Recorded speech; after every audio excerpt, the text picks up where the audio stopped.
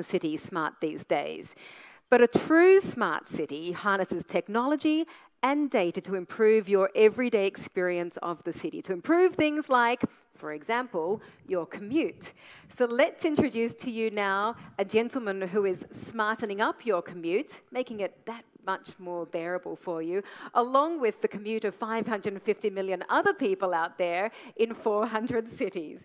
We have here Henry Liu, Vice President and Chief Scientist on Smart Transportation with the Chinese ride-sharing conglomerate Didi, hosted by Arjun. Let's welcome them. Thank you so much, Mandy. Thank you.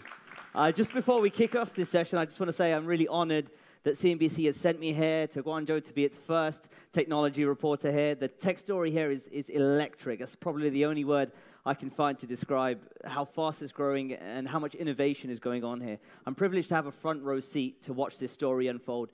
I've been keeping a very keen eye on the tech scene here from London for many years, and being on the ground here will really allow me to get to the heart of the story.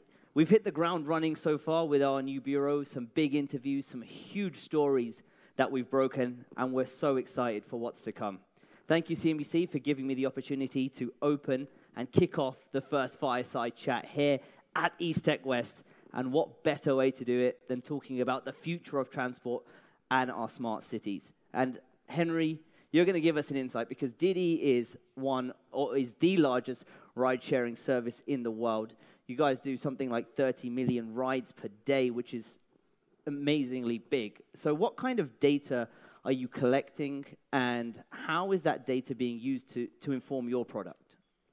Yeah, well, Arjun, before I start, I want to thank you for inviting me to be here and to be in Guangzhou. It's such a nice city. It's a lovely city. It's a historical city in the Chinese history, and it's also an innovation hub for China also. So talking about data, we collect lots of data every day. We serve 30 million trips per day. We collect 100 terabytes of vehicle trajectory data per day. So it's a large amount of data, and we process 480 terabytes of data also every day. So there's a lot of data being processed on our platform. So how we utilize these data?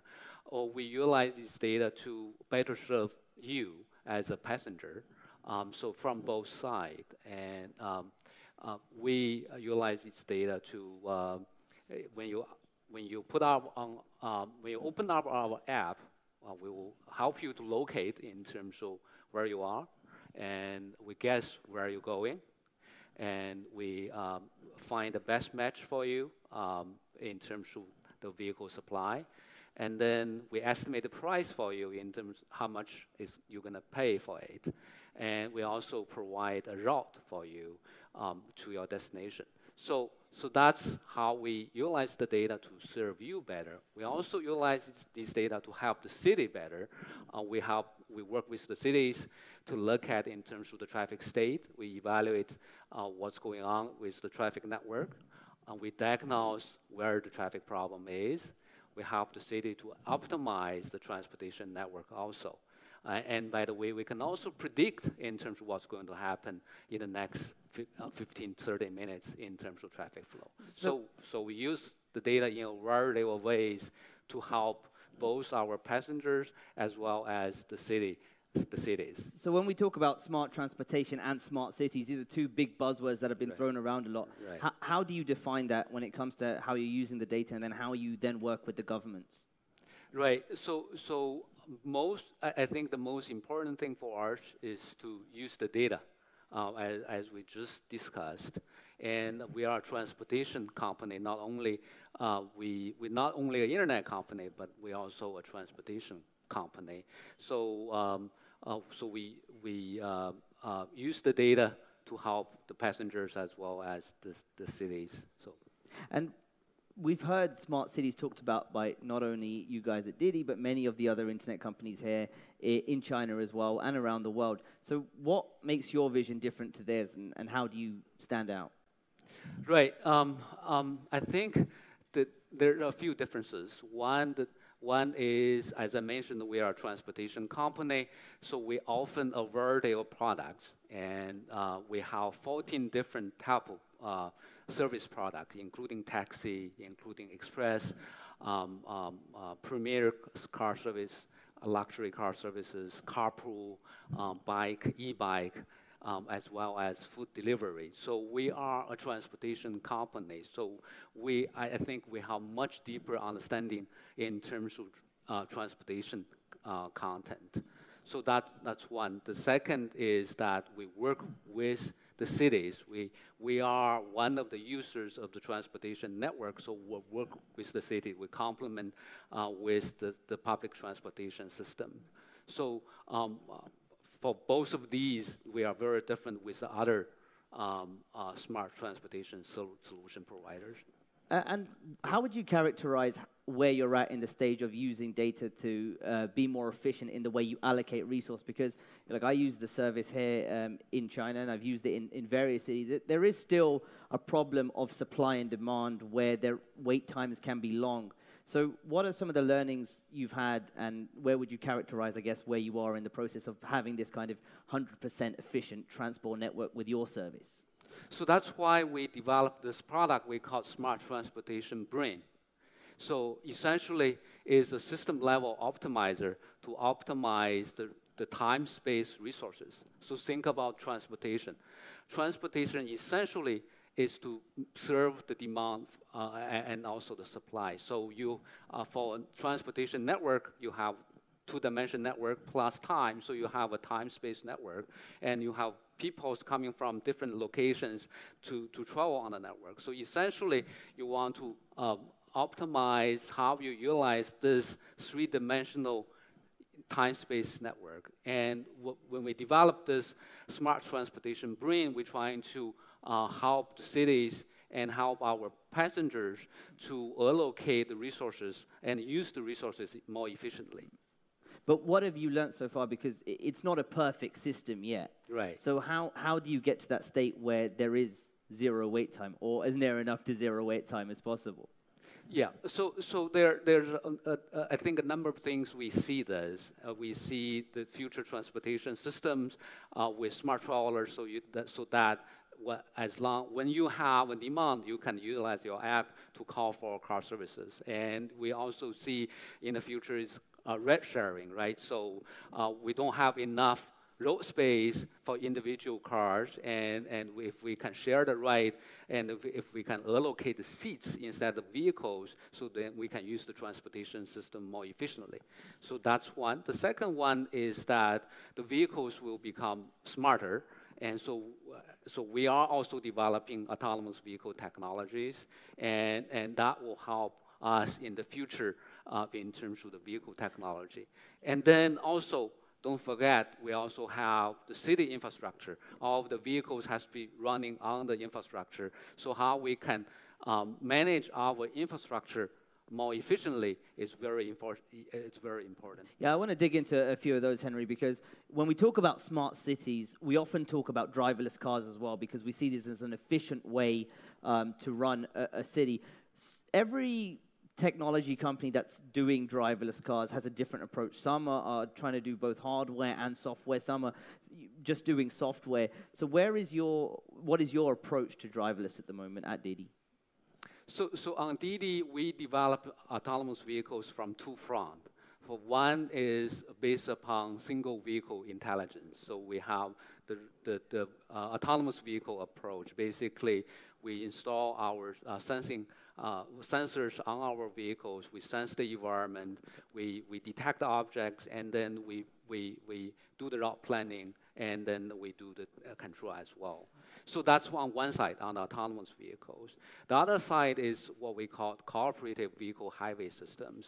And it's more rely upon the environment, the infrastructure, to provide the necessary information to the autonomous vehicles. For example, I'll give you an example of this, why this cooperative vehicle highway system is very important. For example, if you have a big truck blocking you, the autonomous vehicles, and if you want to pass by, at that moment, if it's a pedestrian, jump out from in front of that big truck, and the individual vehicles will have limitation to sense that pedestrian walking in front because it's being blocked by this big truck. However, if you have cooperative vehicle highway system, and the highway system, the infrastructure can provide sensing capability, and that information can be transmitted to the vehicles, and the vehicle can react to it. So that's very important. So to us, I think we develop from both single vehicle intelligence front as well as from cooperative vehicle highway system front. So when you talk about infrastructure, you're talking about sensors actually on roads or perhaps buildings, lampposts, and the surrounding areas in order to not just understand, the car-to-car connectivity, but also the surrounding environment. Is that your approach? Yes, yes. So the main difference is that we not only have the vehicle sensing capability, we're also going to have roadside sensing capability. So we will be able to provide the autonomous vehicles with environment information from the infrastructure side.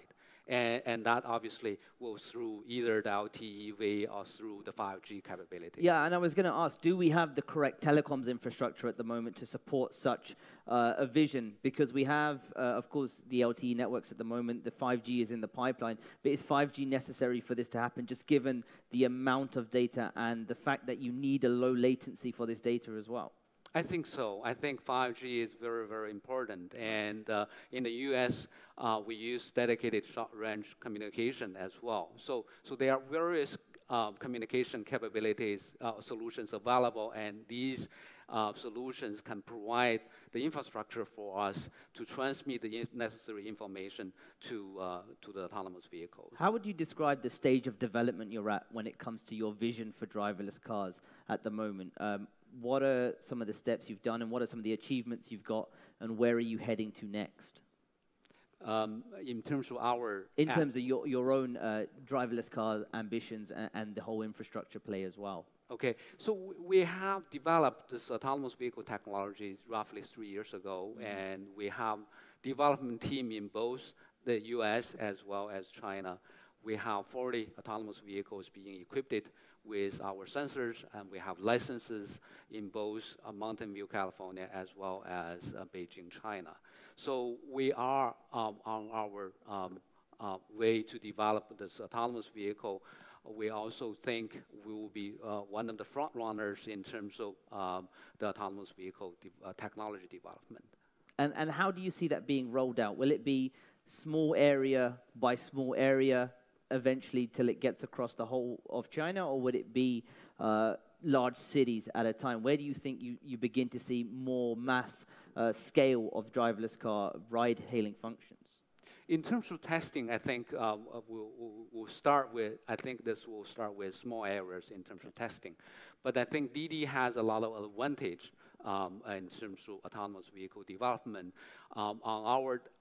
Because we have this transportation network, and we know where the origin and where the destination is, and we know if this area is suitable for autonomous vehicle operation as well. So if it's suitable, we can send the autonomous vehicle to serve for this trip. Otherwise, we can send a human-driven vehicles to serve it. Of course, what we're going to hear about a lot at this East Tech West conference is about responsible development of some of these new technologies like AI and, of course, like driverless cars. This is a technology that has the potential to put a lot of people out of work as well. So how do you deal with that disruption that could be caused from this new technology? That's a very good question. So as I mentioned, we're not only an internet company, we're not only an AI company. We're also a transportation company. We transport people from origin to destination. That's a lot of responsibility, and we need to make this safely and efficiently. So we, as a service provider, we utilize our technology consciously to use this AI technology, and we also cooperate with the government. Our service actually complement with public transportation systems. And I want to, as we close out this session, I want to get your views. You've spoken a lot about, of course, we've driverless cars. what the future cities look like. If you were to give us your vision of when this is all perfect, what does this look like for the consumer? How does this work? So if you think about a future city, I think a future city will have a much less in terms of parking spaces, road spaces, because we don't really need that much of spaces for vehicles. At that moment, I think we have autonomous vehicle fleet, and they can serve the transportation demand. They don't have to park during the day for doing nothing over there. So and the road spaces can be smaller as well. And so you will see in the cities have a lot of green spaces. People can walk more and utilize the spaces much more efficiently, I think. Henry, that was a fascinating insight. I'm excited to see what our future cities look like. Thank you so much for joining me today. Henry Liu, Vice President and Chief Scientist on Smart Transportation at Didi. Thank you. Thank you very much, Henry. Thank you. Thank you very much, Mr. Liu. Just one moment. Just a second. Yeah. How many of you use Didi out there? Looks like the majority of the room. There you go. They're your customers. Thank you very much for joining us today. Henry Liu from Didi. Well, from ground transportation, a little bit northwards to the skies, specifically the cloud. Let's segue into cloud. Shall we, Arjun? Cloud computing, of Yeah, course, absolutely. a very important part of many businesses nowadays. We were speaking there about the amount of data being processed at Didi, huge amounts of data. Now, of course, this all needs to be processed in the cloud, but we also, what that enables is artificial intelligence applications to allow us to create new businesses, new business models, and new applications with some of this data. And one leading company doing this right now, of course, is Alibaba. Yes, and we're going to be talking to them in just a moment, but I want to ask you, because it was really only a decade ago when so many people asked, what is the cloud and why do I need to be in it? We've come a long way if we're starting to talk about the cloud and AI in the same sentence. That's right. I think consumers began to get it when they started to see all these consumer-focused cloud applications pop up. They began to understand, oh, this is what the cloud is. I don't need physical storage. I can, it's somewhere, just not on my phone or on my laptop. And that was quite an important thing. And I think businesses are now beginning to see the importance of the cloud, that they can actually, bring down some of their costs and have more efficient processes. And I think that's one of the benefits that businesses are beginning to see with cloud computing. Well, let's explore this further now with Dr. Min Wan Lee, the Chief Machine Intelligence Scientist with Alibaba Cloud. Let's give him a warm welcome. Hi. Good afternoon. Hey, Dr. Min, lovely to see you. Thank you so much for joining us. Yes. Excellent. Dr. Min, I want to just very quickly kick off with something Alibaba's CEO told me very recently, Daniel Zhang. He said cloud business will be the main business at Alibaba in the future. What's going to drive that at Alibaba? What are some of the things that is helping the cloud computing division at Alibaba grow so fast? Okay, let me put it this way. So Alibaba as a unique economy that has its differentiation from the traditional cloud, because at the end of the day, everybody, when you open your Tmall or Taobao on your mobile app, on the first landing page, it seems as if it's customized to yourself. And behind this calculation is powered by cloud as of today. It's really like a customization to every consumer powered by this cloud. And imagine if we somehow unleash this power of the cloud to the sectors beyond the e-commerce. Say, for example, transportation, traffic management, like the city brain, or manufacturing, or agriculture, any sector with a data streaming intensive. Data streaming intensive. Okay, this is a key point. Okay, now if you look at that categorical criteria, and categorically you see that even the traditional agriculture, the manufacturing, and even healthcare and the city management, they all filled with real-time data. Okay, all these scenarios will be a perfect test bed for, and also enjoy the benefit of the cloud, the power of the cloud. That's really interesting, because when people think about Alibaba, of course, they think e-commerce company, which of course is still very much the core business. Yes. But how much learnings have you taken from all the data that you've been able to process from consumers using Alibaba's e-commerce platforms. How has that helped you to develop the cloud business at Alibaba? Yes, very, very important question. Let me put it this way. Now, imagine if everybody, you just did the Double 11, November 11 shopping, okay? And more than half billion consumers doing the shopping on the very same day. And on the back-end technology provided by the cloud and also the real-time big data fusion, this technology, the capability, it's not the data itself, it's the data capability can readily transfer to another sectors like the city, because in the city, literally you have sensor everywhere. You got all the cameras, you got the mobile phone, mobile carriers, and you got the loop detectors as well, okay? So looks as if it's a perfect analogy to the consumers' behavior on the e-commerce platform. So once you see this analogy, the commonality, and then you just transfer the technology from e-commerce to the smarter city, or to the agriculture, or to the manufacturing. So pretty much we transfer the data capability. We are not transfer the data. Okay, this is a categorical difference.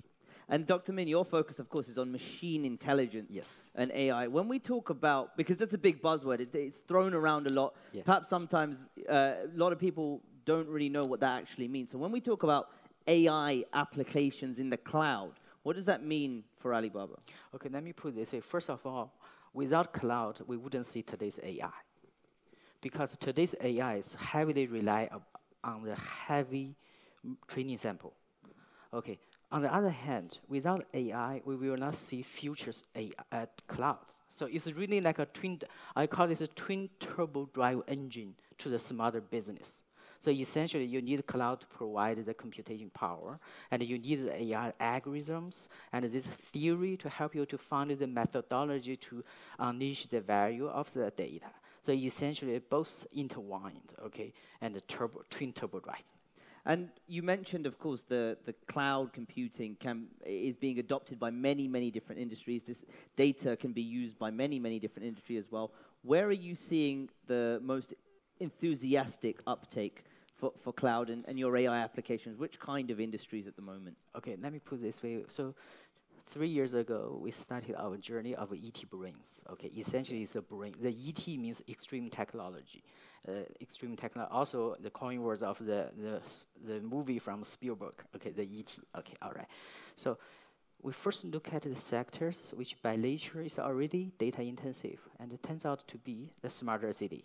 And for decades ago, we spent billions of dollars on the infrastructure level, and we deployed so many sensors, traffic cameras. Okay, the data has been sitting there for many years. But if you look at the contrasting, embarrassing facts, we got more and more traffic camera on the sky, okay? But on the other hand, on the street, the travel speed is getting slower and slower. So you see the disconnection of the traffic management versus the data collection reflects absence of intelligence. So that's where we started with, okay? We first do our city brain. So essentially today, in the past 3 years, over 7 domestic Chinese cities and 2 overseas cities already empowered by city brain. So essentially, we do a real-time coordination of the traffic signal control. We are the first one to deliver the system which can really cut down the travel time of an ambulance by half. More than half, actually. So even including the Kuala Lumpur, the capital of Malaysia, we managed to reduce the traffic time of ambulance by 48.9%. This is in a field test, okay? Now, after the city management, and we realized that there's some more area in the more traditional sector, because the manufacturing, okay, in the production line, by nature is full of sensor data.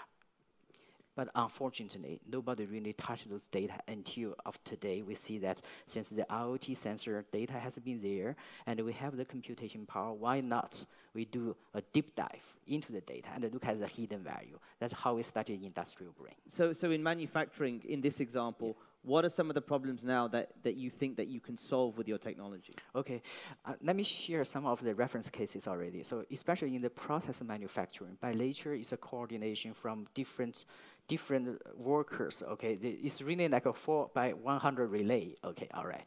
So You got the data passing from one step to another step, but how do you make sure that if somebody made a mistake in that particular procedure, in the subsequent procedures, whoever has the best chance to overwrite this error in such a way that you can still stabilize the output of the product? So many years ago, we got the approach of Six Sigma from GE, okay, Six Sigma. It's a SOP, okay, Six Sigma. But today, we want to do this 100 Sigma or 1,000 Sigma, okay? So essentially, we use the industrial brain to help the workers to do a real-time coordination in such a way that first, they can reduce the energy consumption in the production, improve the yield of the production line, and stabilize the volatility of the final yield as well. So it turns out to be a tangible, measurable percentage improvement of the yield reduction of the energy consumptions. What a lot of what you've described to me is about data collection practices, and you're saying that many perhaps cities or factories have this data there, but they're just not using it intelligently enough. Yes. But there are cases perhaps in other industries like agriculture, maybe in some older factories where they may not have that data. You will have to install new sensors, new ways to collect that data, which is cost intensive. It may not be, the benefits by the company may not be immediately be able to be seen. So is that a challenge for you guys as you go out to businesses and their reluctance perhaps to adopt some of this new technology? Yes, you are absolutely right. If you look at the upfront costs in terms of deploying the additional collection sensors, yes, it is cost expensive to a certain extent. But however, if you look at the potential percentage return in terms of the value, and the cost is just minimum, okay, it's nominal. So especially, let me give you one example. In Xi'an, one of the capital city of Shanxi province, okay, in Xi'an, we managed to deploy the sensor to help the watermelon, or the melon, okay, the honeydew, okay, the farmers to improve, to do a real-time monitoring, tracking of this growth curve of the melon, and also look at the humidity, and look at the environmental variables, and decide, okay, what's the best timing to do the precision irrigation, precision fertilizer, and the precision of the pesticide control. Okay, so with that approach, we managed to improve the grade of the final product. In this case, is the honeydew, and also reduce the total cost of the fertilizer utilization. So basically, they get a better product with a less consumption. So and then, with this measurable improvement, with the benefit tangible, and then they don't care about the one-time cost of the hardware, the IoT sensors. Would your aim with the industrial brain, for example, when you talk about manufacturing and factories, to be able to create essentially what are fully automated factories, would that be the end goal? No, definitely not. So let me put this as a clear say, no. Our goal is not autonomous manufacturing or workerless manufacturing. Our goal is to make these workers smart as those PC, power machines, and let the manufacturing line think as smart as people, as a very experienced senior workers. At the end of the day, we have to make sure that the final product is in good shape, and stabilize the output, the quantities. So it doesn't matter whether it's from autonomous or whether from the workers, as long as all these workers has one commander-in-chief. And in this case, the commander-in-chief is ET industrial brain. Okay. But it does seem like there will be, along the road, some job losses as things become more efficient, parts of a factory become more automated. So again, it's a similar question I posed to Henry just there. How do you develop such powerful technology responsibly to minimize disruption, but also make sure these businesses are seeing the benefit? In fact, actually, I wouldn't say it's a job loss. It's actually a job transformation, because at the end of the day, some of the workers, because they already got the domain knowledge, they have the domain know-how, and then they can become a trainer, a coach to train the program.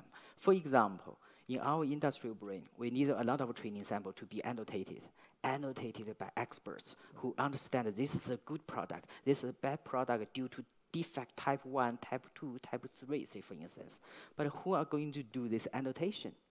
It's going to be the workers who got the domain knowledge.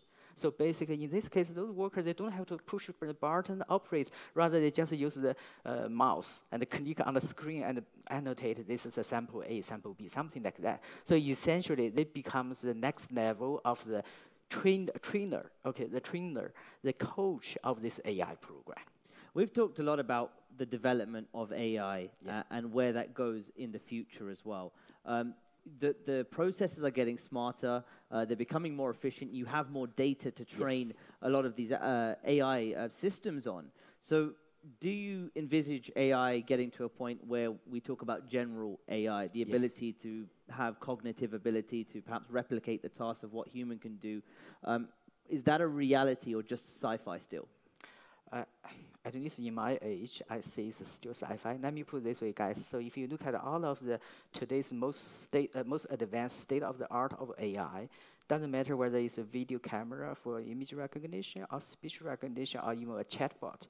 So they only show a single dimensionality, a single dimension capability, either your vision or either your speech or either hearing, something like that. But now imagine as everybody, you or me, every moment, our brain was actually processing multiple channel heterogeneous signal input, either from our vision, or either from our hearing, or either from our sensing, okay? And our brain is smart enough to decide, okay, which is my current focus, and which signal has the highest quality with the less error of uncertainty in such a way that they can smartly decide, okay, how do I respond to the multiple channel input of different quantity of different format. But as of today, nobody in the AI program is capable of doing that, even to the entry level approach extent. So to that approach, I would say there's a long way to go. We have to learn how to coordinate multiple dimensionality, the capability in such a way that as smart as our like little kids. Okay. But we have more and more sensors. Cameras on the road, those are our eyes. Perhaps sensors on the road, those are like our skin.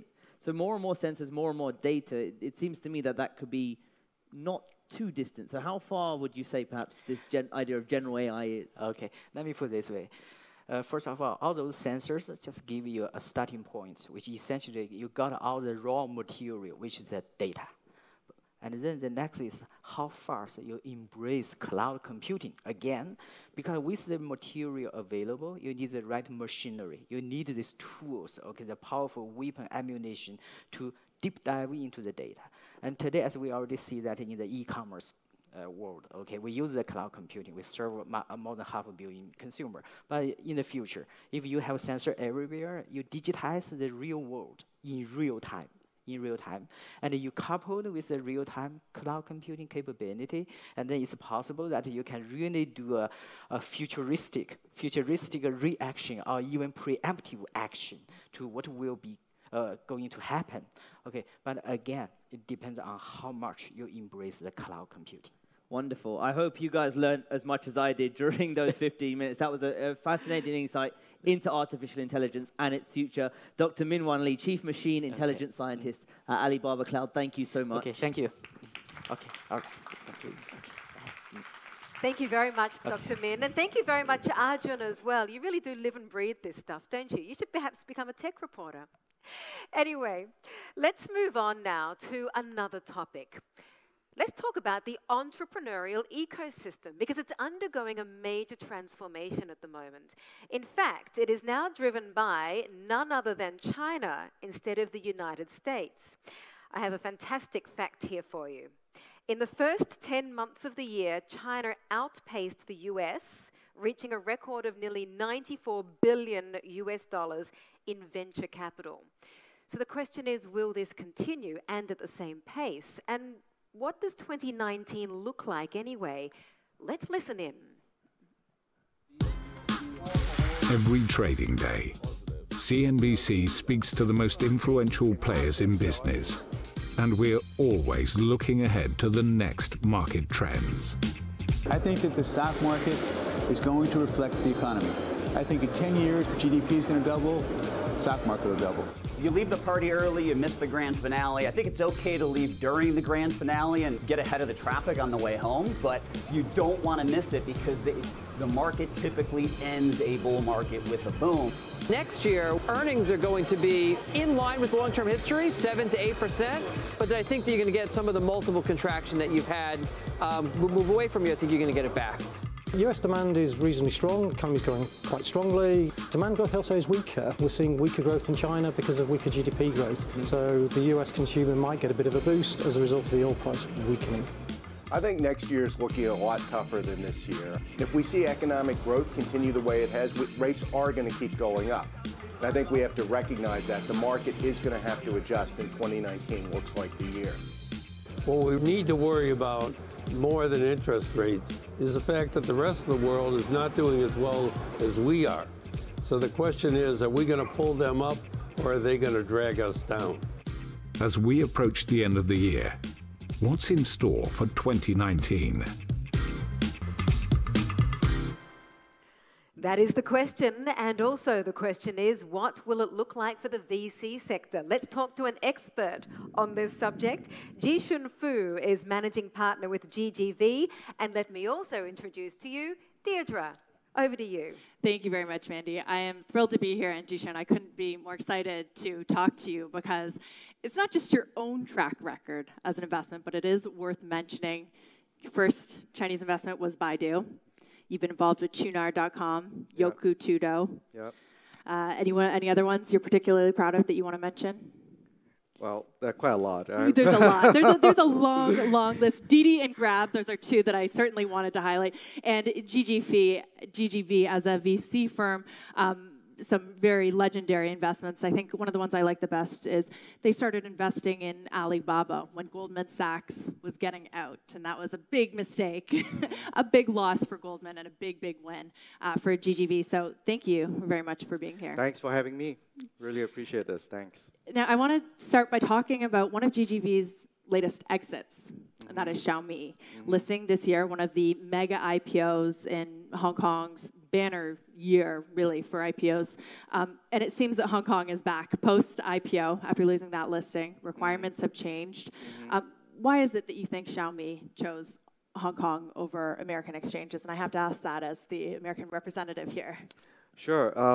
Well, I think the choices are actually pretty open. I think what Hong Kong has changed more recently, as you mentioned, just some of the classes of shares, the rules.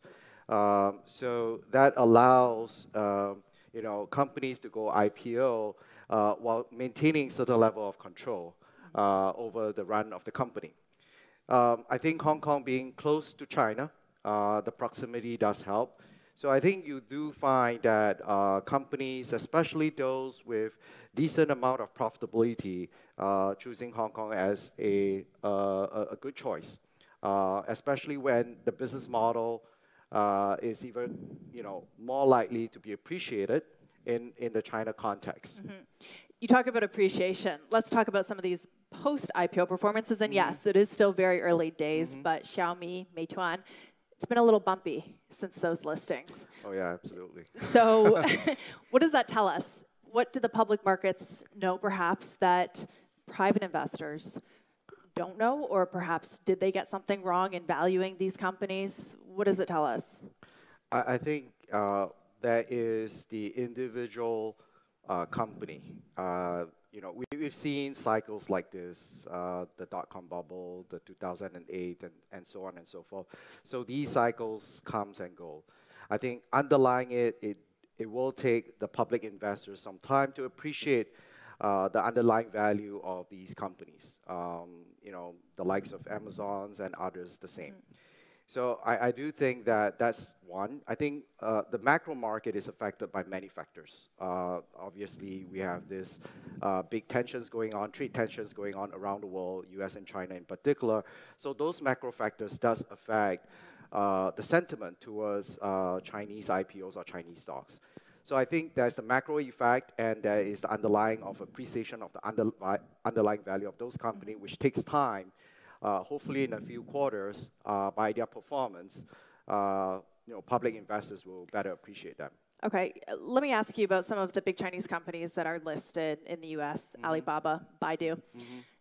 We tend to simplify things. Call Alibaba the Amazon of China and Baidu the Google of China, even though that everyone in the room, I think, knows that couldn't be further from what these companies have evolved into. Do you think that American investors understand Chinese companies, or do they see them simply as a proxy for the Chinese economy? You mentioned trade tensions perhaps playing into some of the bumpiness we've seen for these IPOs. And would that make them less willing to perhaps list in the U.S.? In part. I think that to understand the China, I mean, saying that Alibaba is Amazon is an easy reference. And so you kind of know, yes, they are an e-commerce company. They are now moving into new retail, just as Amazon is doing. But I must say that the whole landscape in China is very different. The whole infrastructure is built up is very different. Alibaba has spun out Ant Financial. That's a huge, initially as a, a payment infrastructure, but it's evolving more than just a payment service. It's becoming a financial services provider. So I think we have to address the market based on what the market looks like, what the consumer demands for, and how the market is evolving. And these companies are evolving with the market, and so they are becoming quite different animal from what the U.S. comparables are or look like. So what do you think that American VC investors, they're thinking about looking at China, and sitting in San Francisco and Silicon Valley, I can tell you that there's a fair amount out there who are scared of Chinese investments because it may be a little bit harder to understand, and there is no easy comparison. What's the number one thing that VC investors who are looking at China should know about Chinese startups? I think there are certain common understanding or common thesis that we can apply in what I call the playbook in the U.S. or the playbook for China or the playbook for, say, Southeast Asia. There are certain underlying trends that drive shifts in consumption, the mobile internet. Today we talk about artificial intelligence. But having said that, each of these markets are very different. The density of the cities are different. The demand for services are different. The sophistication of the consumers are different. So new services will emerge based on the demand from the consumer. So Pinduoduo or the bike-sharing services, for example, these are new phenomena. You don't see that in the U.S. It sort of launched and became big in China, and we are seeing replicas now, outside of China. Okay. I want to go back just briefly to that IPO question as well. Because of the bumpy ride we've seen this year, what do you think that the likes of Ant Financial and Didi might be looking at? Are they looking at the Chinese exchanges or perhaps going to the U.S. exchanges? Has it changed anything the year that we've had? I don't have a good answer for that. I think the options will remain open for them. I think for Alibaba at one point was considering more Hong Kong versus U.S., but because of the class structure, the partnership arrangement that they would like to have, they chose to go to the U.S. So but now they're looking at a dual listing. They're looking at dual listing. And so options are always there. I think they will weigh these options. They will weigh this openness of the market and the readiness of the investors to take on their IPO, and they will make those choices accordingly. So I think Hong Kong is becoming a strong option for many of the tech IPOs, which was never in the past, other than Tencent, which listed much earlier. Right. I want to talk about some of your ride-sharing investments. You led investments on Didi and Grab, and this is the space I cover in San Francisco on the Uber and Lyft side, but you can't help but cover all of them because it has become so convoluted. Yeah. And now there's scooter sharing and bike sharing. Yes, exactly. Throw that into the mix. Where does it all go from here? That's a conversation I have all the time. It used to be that there was a winner-take-all. It was going to be Uber or nobody. But now Uber and Lyft coexist. Didi's invested in Uber. Masa's Vision Fund has invested in many different ride-sharing apps. What's the end game? Do you know? Well, I'm learning, just as much as you are, hopefully ahead of that curve. What we have seen, obviously, ride sharing started with Uber and then Didi and then Grab. Using mobile, it makes the whole ride services more ubiquitous. You know, you just have to e-hail your ride. But then comes the bike.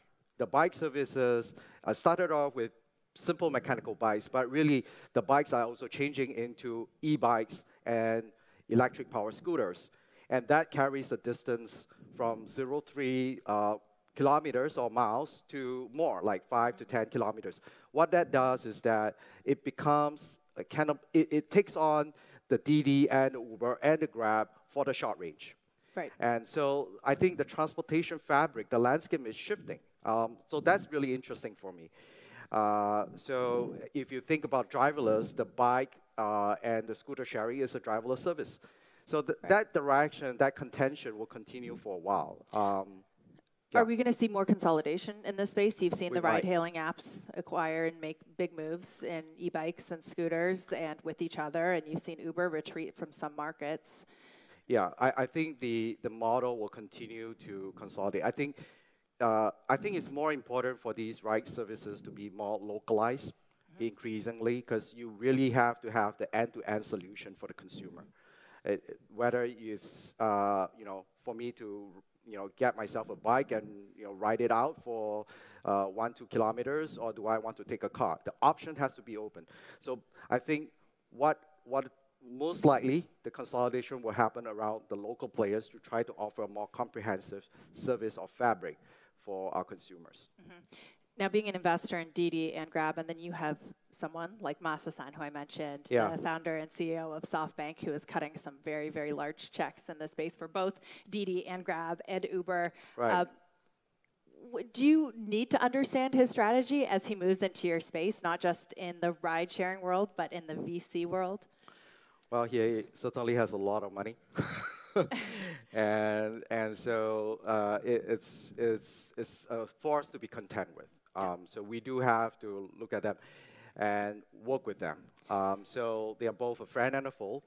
And I would say that from a friend perspective, they add ammunition to the portfolio that we invest alongside. For example, Grab and Didi and the likes.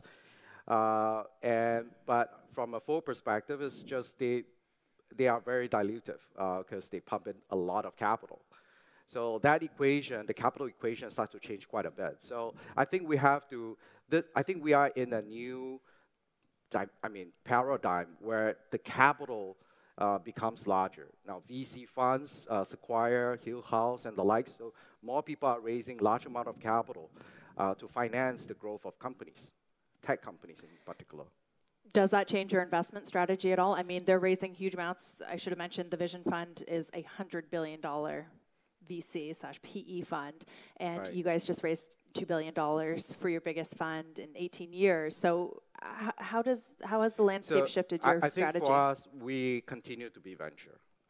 We want to be early. We invested in Hello Bike at $20 million valuation. We invested in Grab at $40 million valuation. So we are early. We will continue to stick to who we are. And we raised additional capital with our recent fund. We at close to $22 billion. We are now more multi-stage. So we can do better follow-ons to protect the ownership that we have in the company. Speaking of that, I want to, while we have a few minutes left, talk about your earliest investment. We got to give a bit of time to Baidu. I think you told the story of visiting Robin Li in Beijing, and there was 13 or 14 people in a room, right? And you saw the passion. Fast forward now, a few years later. Has it surprised you? Did you always envision Baidu being this big? No. So I think when I invested in Baidu in 2000, that wasn't Google. I wasn't sure where Google is, but the comms that I was looking at was Inktomi and Akamai. Right. You thought it was B2B, right? That was B2B services, and they were both trading at a high of $12-13 billion. So I said, well, information service, that is demand. I mean, given the explosion of information through the internet, search has its value. That was my underlying thesis. And then the other big thing for me is betting on Robin and his team, the passion that they have to make a difference. So that was the combination, the trend and the people that I bet on at that time. And now Baidu is the dominant search engine in China, and Google is looking to come back in. Of course, they left this market many years ago. And in that time, Baidu has been collecting data, figuring out how to perfect its search engine. Does Google have a chance to come back to China? I think there is always a chance. I think it really depends on how Google is to come back into the market. The market is big enough. The question is, I think there is a regulatory factor that Google has to adjust itself to, or any foreign companies have to adjust itself to. There's also the fact that you have to localize your service. Search, it may be as simple as it seems. It's just a search box. But when Baidu launched its search, they actually localized their service with more specific needs of the consumer. At that time, 2003, they launched MP3 search. That actually was something that the consumer really would want to have. So localizing your service to the market is quite important. Do you think that's something that Google can do if they want to re-enter this market? I think if they have the will, there's a way. Okay. Well, that is our time. Thank you very much, Jishin, for sitting down with me. And I hope you guys enjoyed the conversation. Thank you very much. Thank you. Thank you very much to Mr. Fu of GGV. Thank you very much, Dee, as well. We'll see more of you tomorrow. So we can't say that we weren't warned. I remember back in February of this year at Chinese New Year, a number of people telling us on CNBC that you should beware of the dog because the markets could get a little bit bitey this year. That might be an understatement, right? If you say that maybe last year, 2017, the buzzword was complacency, then 2018's buzzword has been volatility. So I wonder what next year's buzzword is going to be. Will it be a bull or a bear in the year of the pig? So before we bring on our next guest, let's just do a pulse check for you. Okay, I'm going to set the scene, Jeff. Okay, all right, I'll come off. You can stay here on the scene if you like. So hands up if you think that the bull is going to return next year. Ooh, that's a bit depressing, isn't it? Can we assume that the rest of you think that the bear is still going to be prowling around the markets next year? Hands up if you think it's going to be a bear market continuation. Hands up if perhaps you think it's going to be another animal, maybe a timid little mouse or a cautious rabbit or something that just sits on the fence. Any ideas? Yeah. Okay, well, that kind of sets the scene, doesn't it? It just shows how much uncertainty is out there in the markets, and we all know that the markets absolutely hate uncertainty. So let's get an expert's view on what 2019's market outlook is going to be like. Jing Ulrich is the Managing Director and Vice Chairman Asia Pacific of JP Morgan Chase. And let's also welcome to the stage our host from CNBC, Jeff Cutmore. Over to you, Jeff. Thank you. Jing, please. Hi, Jing. Please. Good to see you again. Please, come and have a seat here. 我很高興認識你們。我好開心見到你哋。Since we are in the South. Jing, lovely to see you. Thanks so much for joining us here at our CNBC event. I just want to clear something up before we move on. Jing, is it true that they call you the Oprah Winfrey of China? I guess, first of all, good afternoon, Jeff, and good afternoon, everyone. Great pleasure to be here at the CNBC event. And I must say, you've got all the high-powered anchors here. So if I'm Oprah Winfrey, I should be the one asking you all the tough questions. Oh, now I'm really worried. But let me ask you. They also say that you are the unofficial voice of China. What exactly does that mean? Well, Jeff, it's a great honor to be called a voice of China. So I've been interpreting China to the outside world for many years. Unofficial, meaning non-governmental. So I'm here to share with everyone our independent views on what's happening in China, or JP Morgan's views on what's happening in China, and make some projections and predictions And hopefully, we can help shed some light on what's happening truly in the technological world in China and globally. Terrific. So we had a poll at the beginning. I think we got a sense of the mood in the room. Let's see if we can help these folks in the audience make some money this year, what's left of it at least, and next year by setting out the stage as you see it. And I just wanted to start off with something very newsy. We are just a few days away from a very important G20 meeting in Argentina. The stage is being set by Donald Trump's Twitter feed for some kind of movement towards a trade agreement between China and the United States. This is something the markets are very nervous about. Can I ask you, how optimistic or otherwise are you about us being able to see progress at the end of this week in Argentina? I think, Jeff, we will see some progress. The two sides, hopefully, will at least agree upon some kind of framework to begin negotiations. Obviously, there's a long path ahead of us, and that path will be bumpy. But at least some sort of temporary truce will be very helpful in the current very volatile capital market environment. So these days, as you know, the Chinese economy is showing some signs of weakening. Even the US economy has done very well so far this year, but in 2019, given some of the headwinds that are coming, the US economy will not be performing quite as well as it did in 2018. So the trade tension obviously has been the number one concern on the minds of corporate leaders and investors alike. So I think at the upcoming meeting in Argentina on Friday, there should be some sort of agreement on a framework for the two sides to negotiate. Now, Donald Trump said overnight that it's very likely that he's going to impose further tariffs on probably $200 billion of goods. As you remember, currently the tariffs are 10%. Those tariffs would likely go up to 25% on January 1st of 2019. And then you have another $267 billion of goods as well, right? So it looks like, at least for now, increased tariffs are something we should be factoring into our business forecast and business models. When you look at how much the markets have already taken on board, it is clear that China has felt the pain disproportionately in capital markets. The Shanghai Composite, I think, is off over 20% year to date. Some individual stocks like Tencent are down over 40%. And when you look at the measurement of the premium that the US enjoys to China at the moment, on a PE basis, it's something like 51% to the Chinese market. That seems somewhat unfair, that China appears to have taken the greatest pain from this row around tariffs, or is it about something else?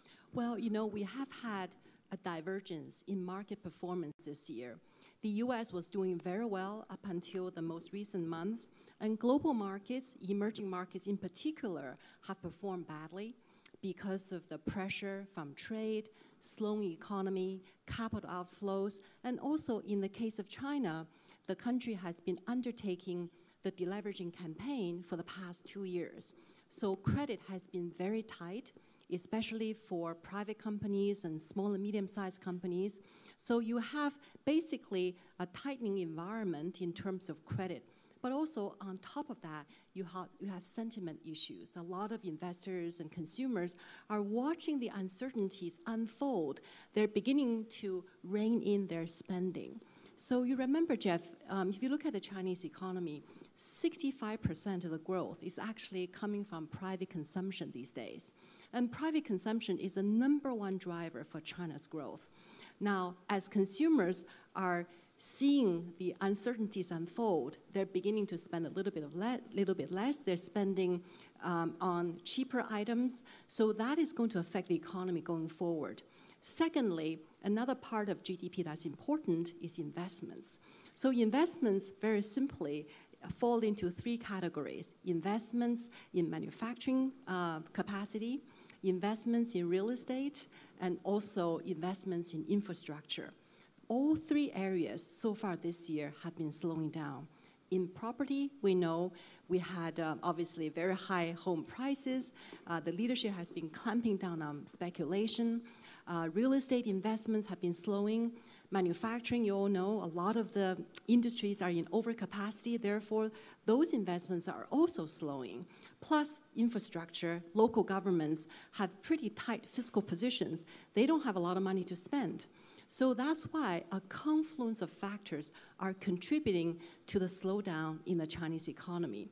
And very interestingly, export growth has not shown much slowdown at all, contrary to people's beliefs. And that is because a lot of the exporters are front-loading their exports. They're rushing to export to the US as much as possible ahead of the holiday season, because come January 1st, tariffs are likely to go higher.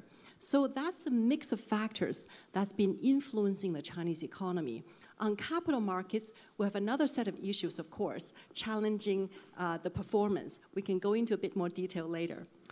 Just on the tech side, because I know a lot of our audience here are very technology focused, and they would like to know just in which direction things like tech IPOs are going to go, and the opportunity to get funding for startups and so forth.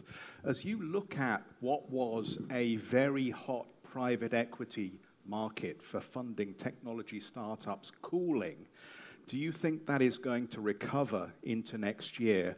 Or actually, do we have to become a little bit more rational about the kind of funding that companies can expect?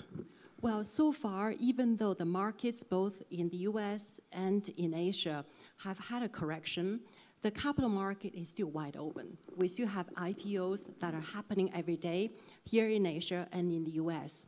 Investors are still looking for the best companies with the strongest business models and projections for growth to invest in. So there's a lot of capital still looking to find a home. But of course, valuation has come down quite a lot. And a lot of the issuers are becoming more realistic about their assumptions, how much money they can raise, at what speed, what sort of valuation. But I would say, obviously, the bubble that we had before has somewhat deflated. Going forward, the environment will be a lot more challenging compared to before. But I would say the best companies will still be able to raise the capital that it needs. In the technology field, China has done very well in the recent years. In some areas, China is actually surpassing, and in the future years could be upstaging the US. For example, in the area of AI, China has done very well. As we all know, AI really thrives on a lot of data. And China really is a Saudi Arabia of data. If you think about oil, Saudi Arabia has a lot of, China has a lot of data, right? And also robust computing capabilities. So the Chinese AI industry is really, really advancing very rapidly. There are many companies in this industry that will seek to raise capital in the future years. In other areas, such as payments, e-commerce, arguably China is already leading. But the interesting thing is, we have kind of a division between the US and China in terms of technology, in terms of the ecosystems, right? The US has FANGs, China has BAT. It appears we may be emerging into sort of two parallel universes, right? One led by the US, one led by China. The question, I guess, obviously presents itself then.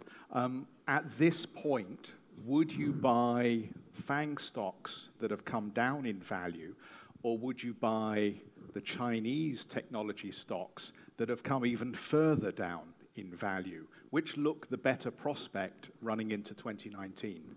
The Chinese companies have corrected more. So if you look at the performance, clearly the Chinese stocks have done worse in the capital markets compared to their US counterparts. But even looking at FANG stocks, there are 5 companies in that basket. BAT had 3 companies in that basket. They all actually had their own individual dynamics. It is very hard to say which individual company you would buy among the FANGs or which individual companies you would buy among the BAT companies. But I would say in the short to medium term, given the market volatility that we have, right, people should look at valuation. The Chinese companies have come down a very long way, so valuation appears to be more attractive. But in the medium to long term, I would say the Chinese technology sector will still make advancements despite the trade tension. No matter where or which direction the trade winds are blowing, the Chinese technology sector will still make advancements. Interestingly enough, if you think about it, right, the talk of Made in China 2025 may have been diplomatically toned down in terms of rhetoric. The ambition, the talent in China remain. And rather counterintuitively, because of the trade tension, I think China will actually galvanize more of the national resources to try and make even greater advancements in technology, especially in areas where the country appears to be more vulnerable today, such as semiconductor chips. Can I ask you then about the broader economic outlook? We'll come to China specifically in just a moment, but you mentioned some of the other issues that are roiling capital markets at the moment. They're also raising concerns about growth momentum. We've got problems in Europe. The whole Brexit story continues to unravel. Italy is an issue as we look at the budget. And then elsewhere, as you focus on different parts of the world, GM just laying off workers in the United States, some indication perhaps that that engine of growth for the world economy is beginning to slow. So putting this all in a basket, does next year look like a much weaker year globally for growth, and capital markets will just have to reprice off that? Well, capital markets have already been taking into account slower growth to come in 2019. That's why in the last several months, capital markets haven't performed very well.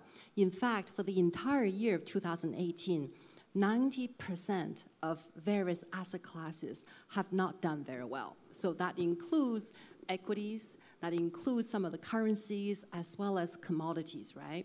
So the market, in some ways, is already discounting slower growth in 2019. Now, in the U.S., of course, we've had 3% plus growth thanks to the tax cuts and really fabulous corporate earnings growth and gains in productivity. Some of those factors will begin to wear off in 2019. So definitely, you will see slower growth in 2019 in the U.S. Now, looking at China, it's very interesting. GDP in China, $13 trillion, right? The US is about $18 trillion. Now, if you look at the region where we are in, you add up, ASEAN, 10 countries, GDP about $2.5 trillion in total. India, $2.6 trillion. Australia, where I just came from overnight, $1.8 trillion. Japan, $4.5 trillion. Korea, Taiwan, you throw everything in, they add up to China, about $13 trillion. This means China is 50% of Asian GDP, and it is 16% of global GDP. And most importantly, China is 35% of global growth. So the reason why CNBC and all the guests here are focusing on China is because the importance of China to global growth, right? So in 2019, we're looking at growth to slow somewhat from this year's 6.6% to about 6.1% because of the various issues we discussed. But I think the important thing to note is that the Chinese economy may be bending. It is not breaking.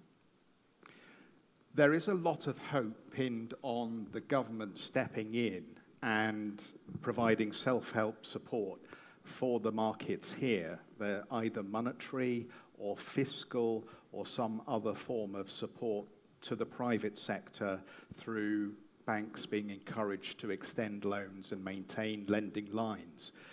Some people are value hunting in the Chinese equity markets because of that. As the unofficial voice of China, do you think the government will accede to pressure from the banks and from companies and will start stimulating again? Well, we are already seeing those measures being put into action. So in terms of fiscal policy, the leadership this year is not using so much investments like we saw in 2009 in the wake of the financial crisis. Fiscal support is more likely in the form of tax reductions, especially for individuals and SMEs. In terms of monetary policy, it is very difficult for the central bank to cut interest rates because the U.S. interest rates are on the rise and there's pressure on the Chinese currency. So therefore, what the leadership is doing is to try to increase liquidity or the availability of credit to the Chinese economy by urging banks to lend to privately owned companies and also simultaneously cutting the reserve requirement ratio for Chinese banks, giving them more liquidity. But importantly, in terms of confidence, I think the leadership is trying to really bring back a sense of confidence for the Chinese consumer. As you know, they're the biggest spenders in the world as they travel abroad. Domestically, we have had wage growth, of course, consistently, just below 10%, which is quite remarkable for such a large economy. But also selective measures in certain city clusters, such as the Greater Bay Area, where we are in right now, right? The Greater Bay Area is really quite remarkable. It's 9 cities in Guangdong, plus Macau and Hong Kong. GDP is $1.5 trillion. The population in these 9 cities, plus Hong Kong, Macau, is 70 million people. We just had the fantastic bridge open recently. That's 20 times the length of the Golden Gate Bridge, right? 20 times. It's 34 miles long. It is truly a marathon bridge. I think they should rename the bridge the Marathon Bridge, right? So a lot of infrastructure investments are being put in. That bridge itself is $20 billion. And that, of course, will help integrate the Greater Bay Area, also helping really the freer movement of capital, talent, and also technology. There is an issue of overinvestment, though, in some parts of the economy, and people are concerned about that because that investment now perhaps means that investment won't happen in 2019 or 2020. Should people be concerned about that, or are other programs like One Belt, One Road going to make up for some of that reduction in capital investment? Well, there are different kinds of capital investments, right? What the Chinese leadership does and other governments don't do as much around the world is basically the Chinese government invests in infrastructure, which helps enable companies to develop faster. So we just talked about the Greater Bay Area in terms of the bridge and high-speed rail linkages, right? So what the Chinese leadership is doing is putting a lot of money into infrastructure, and infrastructure is an enabler of technology. In terms of other capital investments that you're referring to, in areas such as traditional industries, heavy industries, which are not earning much money, they are frankly investing a bit less because, look, they cannot make any money.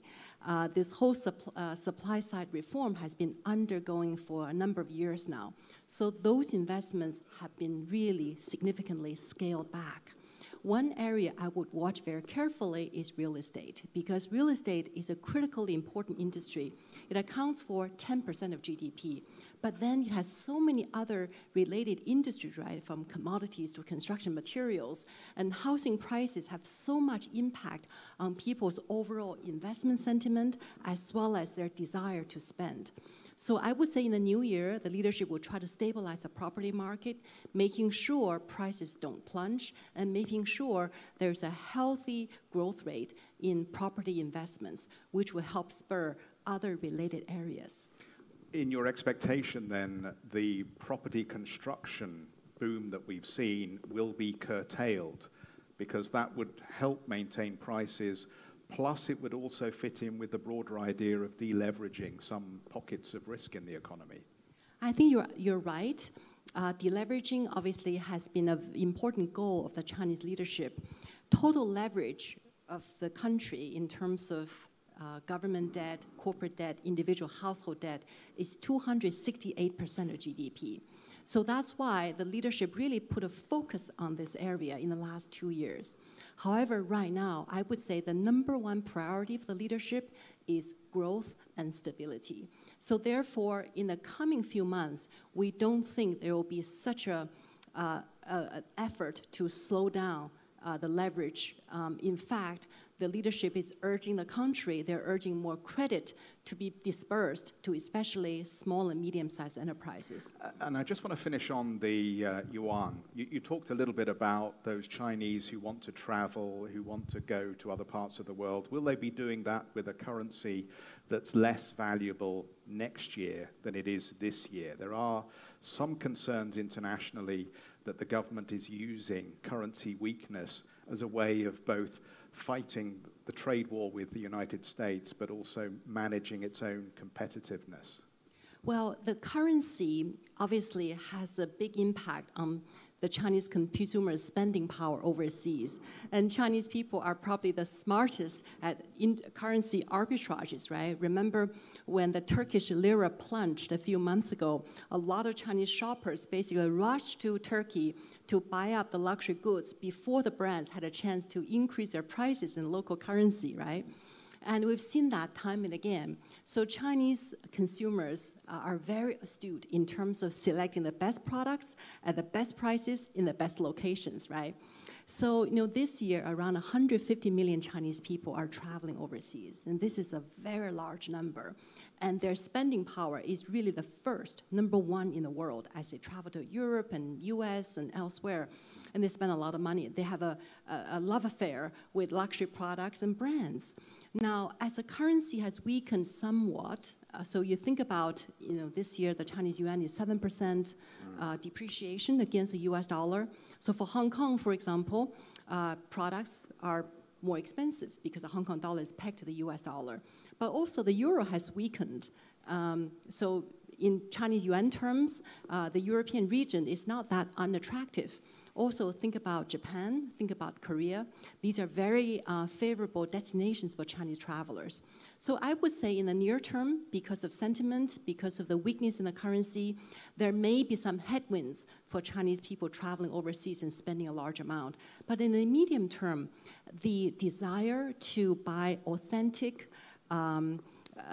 products with high quality, with heritage, and the desire to travel overseas, not just to buy goods, but also to have a fantastic experience and really share that on their social network, right? The Chinese travelers are conquering the world one selfie at a time. Jing? I think that's going to continue. We wrap it up on the selfie. We'll wrap it up on the Chinese selfie. Thank you so much. Jing Ulrich. Thank you, Jeff.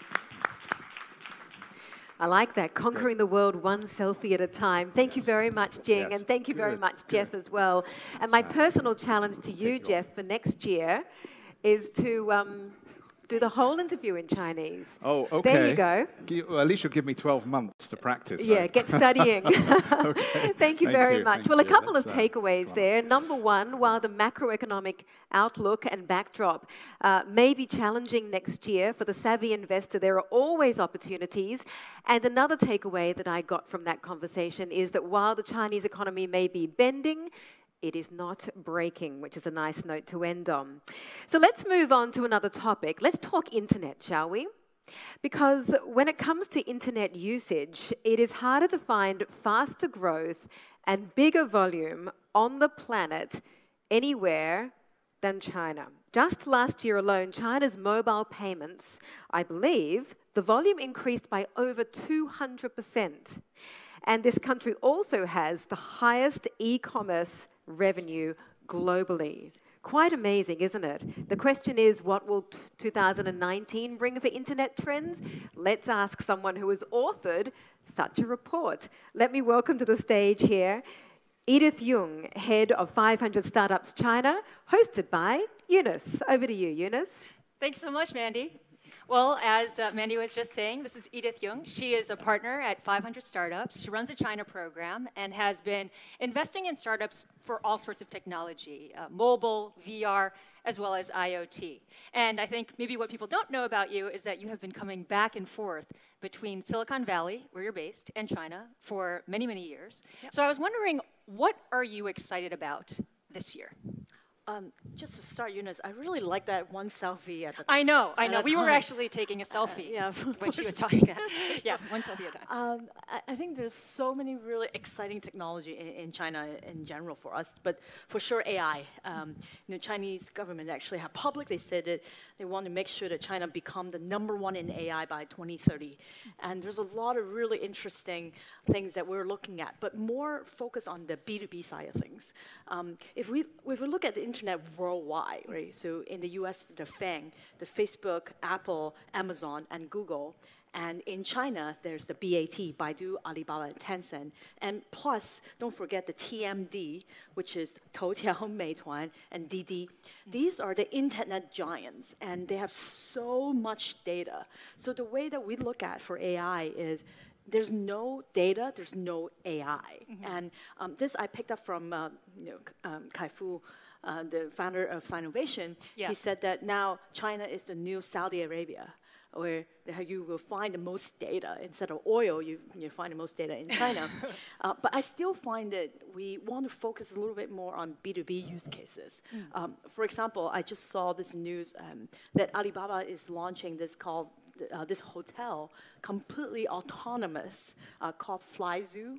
I just went to Hangzhou. I really wanted to stay there, but apparently they use facial recognition for check-in, a robot that should lead you to the room, and you can use your facial recognition to open the door. It sounds amazing. But then at the same time, I think what China is really interesting that instead of selfie, there are actually so many people travel overseas. I'm a vivid user of iFlyTech, which I think is so much bigger than Nuance, but for China. This is the translation device. And it's amazing. I know. I can speak fluent Cantonese and Mandarin, but my typing is really bad. And iFlyTech can recognize all my Cantonese accent down to a T. So most of my Chinese writing on WeChat is completely done by iFlyTech. And I just think there's just so many really creative opportunities, particularly for AI. And then on top of that, Chinese, in terms of food safety, is a big issue. So you see Tencent and Alibaba both partner up with farmers to actually build the so-called AI pig and chicken, to literally use IoT device to keep track of the vital sign on pig that we will eat and make sure that food is safe. So there's so many fun examples in the area of AI that is very, very exciting for early stage investor to look at. So what is it about China that makes it so unique and such a special place for AI? Why is there so much experimentation here as opposed to in other countries? I think that China is so interesting because there's just so much data compared to the U.S., which obviously you can argue about data privacy. Don't want to ignore that. But compared to Europe, even more so with GDPR, so you can see that there's a lot of hurdle because for AI, but in China, people are protective of their data, right? It's not as though I talk to a lot of young people and they'll still want to be protective of their data. I think Chinese people is aware of it, but in general, if you talk to most of the normal people, they understand that there could be big platform have access to the data, but they're okay with it because the national pride of wanting to help to be the #1 in AI for the whole China, that mindset is even greater than, hey, I just wanted to protect my data. So it's also because it's a government push or because of a national issue? Is that certainly. I think that there are a lot of Chinese citizens really proud of the fact that, hey, we're actually big enough to even be able to compete or be in the same sentence as the U.S. in terms of the AI. And I think it's just a really exciting time to be in China.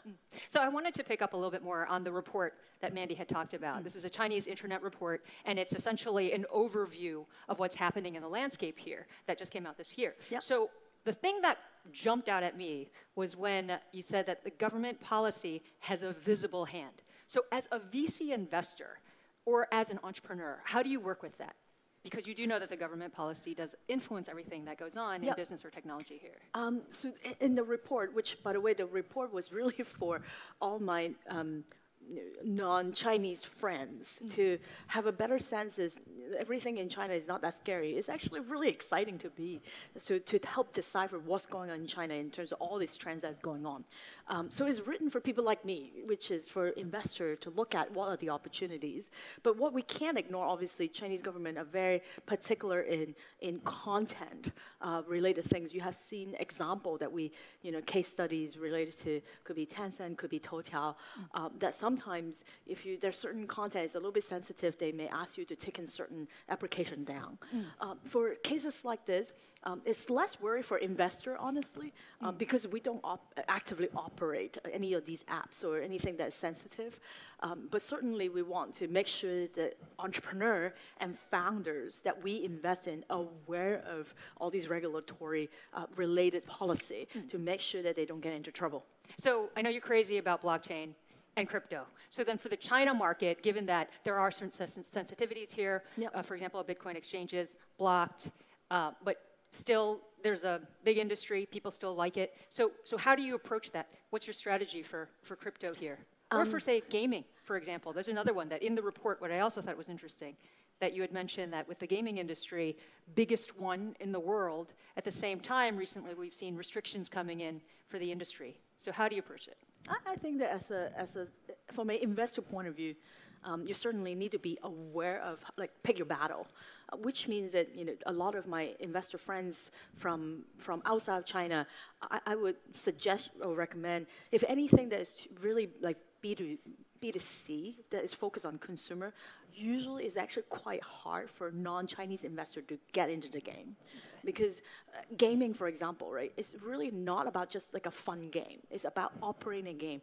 If you have no idea when is Chinese New Year, or when is like the national, all the national holidays, which Chinese have so many, you really have, there's all these campaigns that you need to run to make sure that you can actually monetize the game. And I think that have nothing to necessarily do with it is good for a foreign investor or not. It's really about, when it's B2C, it's harder for someone to don't speak the language. Right.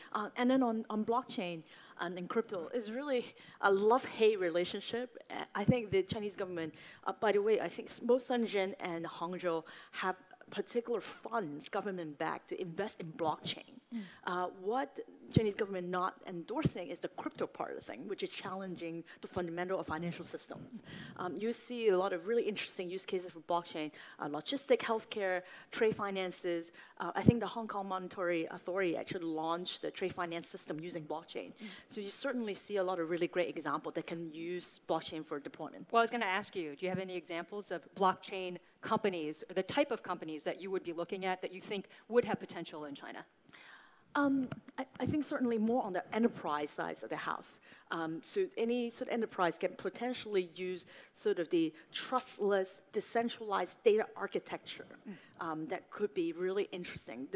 Doesn't matter like with insurance or certain. I was looking at a use case where trying to certify diamonds, and as diamonds come from one place, you pass it to verify to jeweler. You want to make sure that is real jewelry for us. So I think there's a lot of really practical use cases that the whole world can use blockchain for. So, like I said, I'm based in Beijing, and one of the things that I hear over and over is that winter is coming, and they're not talking about the weather. So these are private equity guys, VC folks, and they're looking at the slowing economy. They're looking at the trade tensions with the United States, the pullback in the markets. Yep. Is this something that's weighing on your mind when you're looking at these startups, thinking about early investment? Yeah, I think as an investor, you certainly need to be aware of what's going on, right? There's certain examples this year, particularly with Xiaomi, Meituan, or Pinduoduo, that have a really big expectation for IPOs that some of the investors didn't end up, especially for later stage, not necessarily getting the multiple that they were looking for. But having said that, I'm early stage. I certainly don't want to ignore sort of the secondary market and what's going on. But as an early stage, I should not be investing in other Taobao. I should not be investing in another Xiaomi. I should be looking at things that is literally 10 years out, things that we haven't even imagined, because what I focus on is early stage. So as much as I am aware of what's going on in terms of day-to-day and investment, I'm thankful that I still continue to focus on the technology side of things. So you're not worried about it so much? I think I'm really worried for later stage investor, but for us is that we wanted to focus on the energy on early stage, and hence a lot of the trends in the report are all about things that honestly I'm still like learning as a student.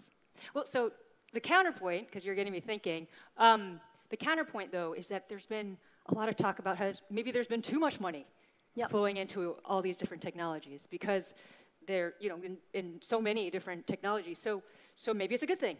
Maybe it's a good thing that we're seeing this pullback. What do you think of that?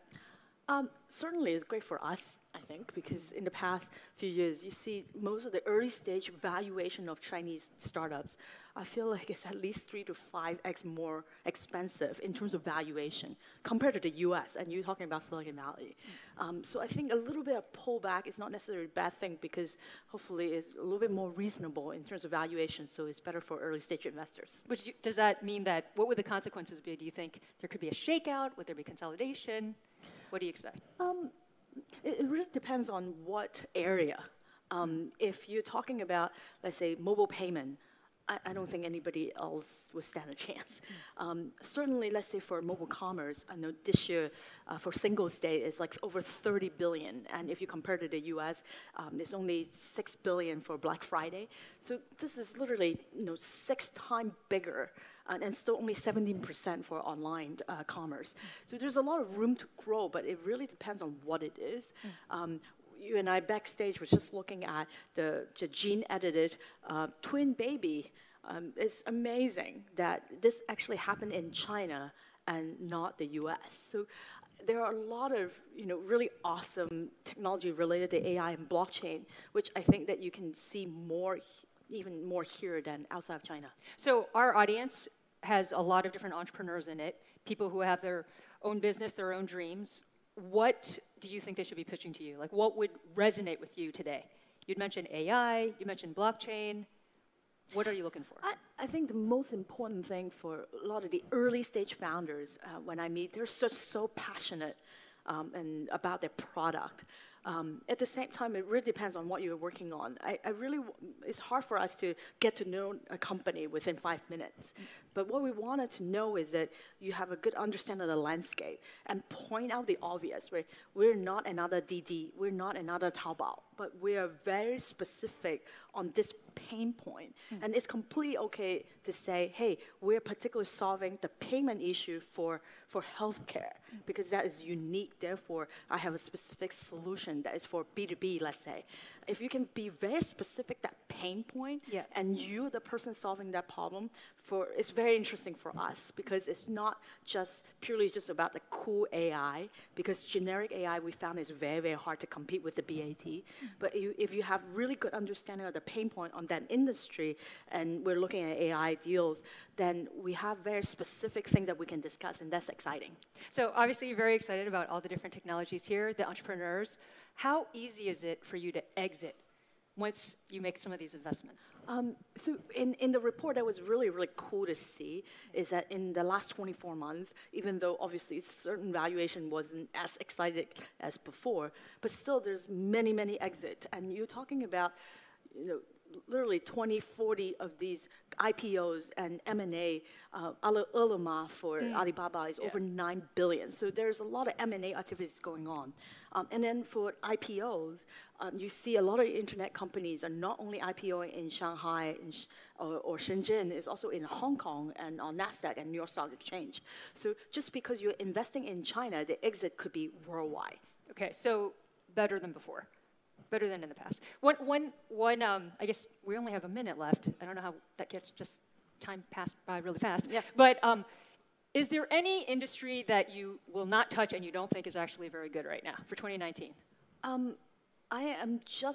not a very good hardware investors. That we were talking about smart speakers. Smart speaker. I think it's so many of them, and it's very, very hard.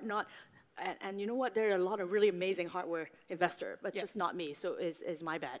Yeah. So it's your own personal failing. Yeah, and hardware is hard, and I want to focus on the software side of things. Yeah. Okay. Well, I hope that there are some entrepreneurs out there that are going to be hard pitching you for some of the hardware stuff, since we are in the southern China, which is much more the hardware place. Yeah, I love you guys, but it's not for me. Well, thanks so much, Edith. That's Edith Young. Thanks so much. Thank you very much, Edith. Thank you. And thank you very much, Eunice, as well. I think what really resonated with me, Edith, is something you said about if you want to be a successful investor in a startup from the ground up, you really have to get in on something that we haven't even imagined yet. It really takes vision, though, doesn't it, to do that? So anyway, thank you very much for the tips. That was a great conversation. So hands up if you have no fear at all of getting into a driverless car. A few of you out there, okay, the bold. Hands up if you're a little fearful about getting into a driverless car, especially if you're burning down the highway at 110 kilometers an hour. Yeah, I'd probably be in the second camp as well, but maybe one day in the future it'll be just so normal we won't even think about it.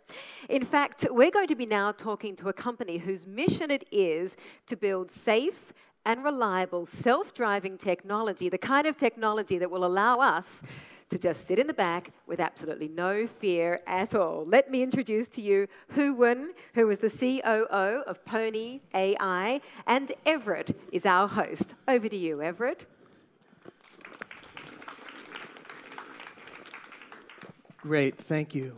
Thank you, Mandy. As all of you have heard, this discussion will be about autonomous driving, and as you heard from Mr. Tsai earlier today, Pony AI is a company that is doing work in Guangzhou on self-driving technology, especially on the software side. Yeah.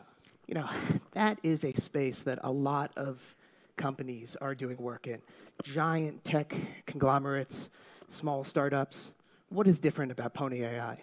Yeah, and I think it's from our genes, because our founders, primarily we are from Baidu and Google, who's previously has been through like the difference of these two companies. Basically, they are the one is best in US, the one is best in China. So we know the pros and cons and what they did before, and probably if they want to scale up into like tens of thousands of vehicles in the future, what are the things they are missing, and what are the things we can do better? Do we have a chance to actually catch up in a technology roadmap? So that's basically we're seeing some of the things that they didn't foresee that clearly. For example, for Baidu, they use this system called ROS, Robotic Open System. It's actually open source system, especially built for robotics. When we start our autonomous driving startup, we are thinking that this system are not really ideal for autonomous driving, because that system is kind of a serial.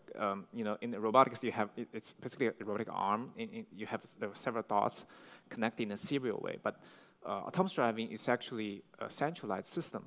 So we rebuilt the system, and we rewrote the system, and we are adding some of the elements that we think it's potentially to be so we don't really have any bottlenecks when we scale up into like tens of thousands of vehicles, which we are targeting around 200 vehicles next year in Nansha for operation.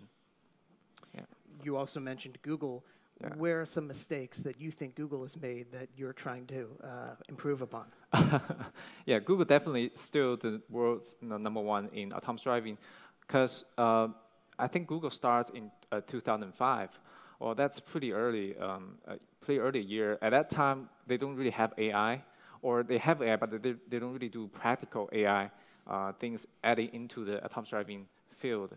I think in 2013, they hired Geoffrey Hinton to be the AI leader in that sector. But I think for Pony AI, when we start, we think AI is still strong elements, because not only computer vision, but how you make decisions in complex situations, how you make a decision under kind of rule-based scenarios, because we for transportation is highly regulated. You have a lot of rules. How you make decisions within those rules, it's very challenging. So when we started, we actually add that element into our decision-making process. So when we actually we're actually driving into a crossroads, we do this judgment better than Waymo. I think for California, a lot of people complain as Waymo when they try to turn to the what we call unprotected left turn. They usually just stock there. So, but when we do our autonomous driving, we will handle that situation much better than Waymo does. So you talked about Pony AI catching up to some of those tech giants. Yeah. Do you see the autonomous driving sector as a winner-take-all environment? Is this a world where multiple companies can coexist, or is it a network effect where just Google or just Baidu or just Pony AI can be the winner? Oh, that's a very interesting question, because we've been thinking of this the past. Actually, there are two ways to get ahead.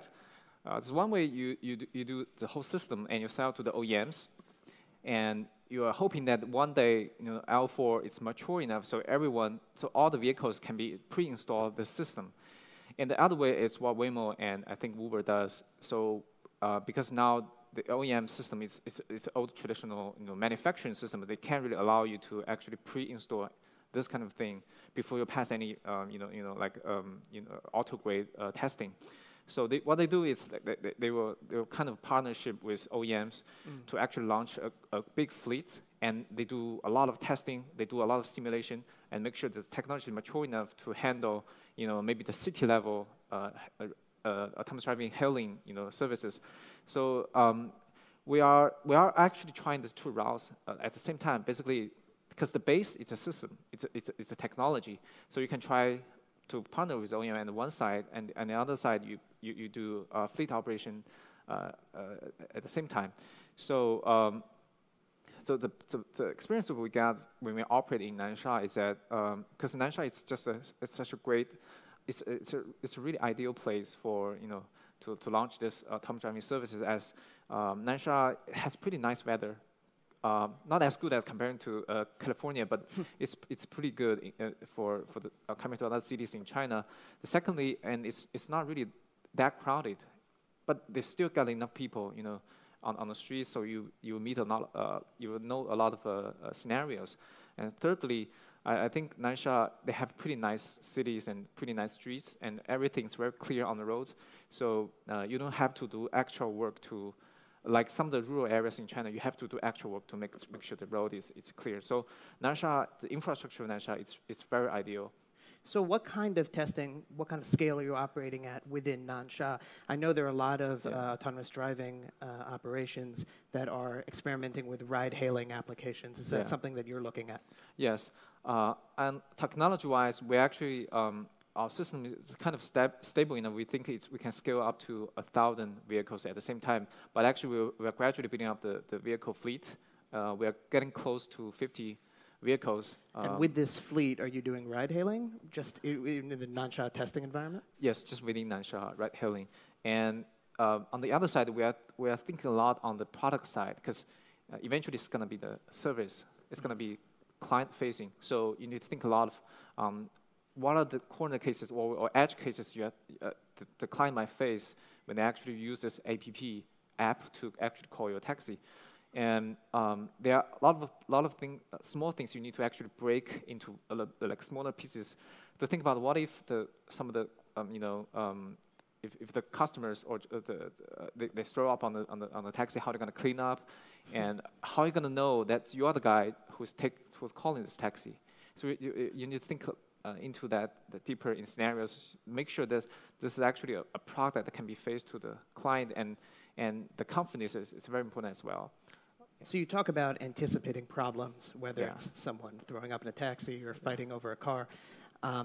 Autonomous driving has had some very public problems, some bad headlines over the last year. Unfortunately, To what do you attribute that? Was that hubris? Was that overconfidence by other companies? Was that something that is naturally going to happen with the new technology?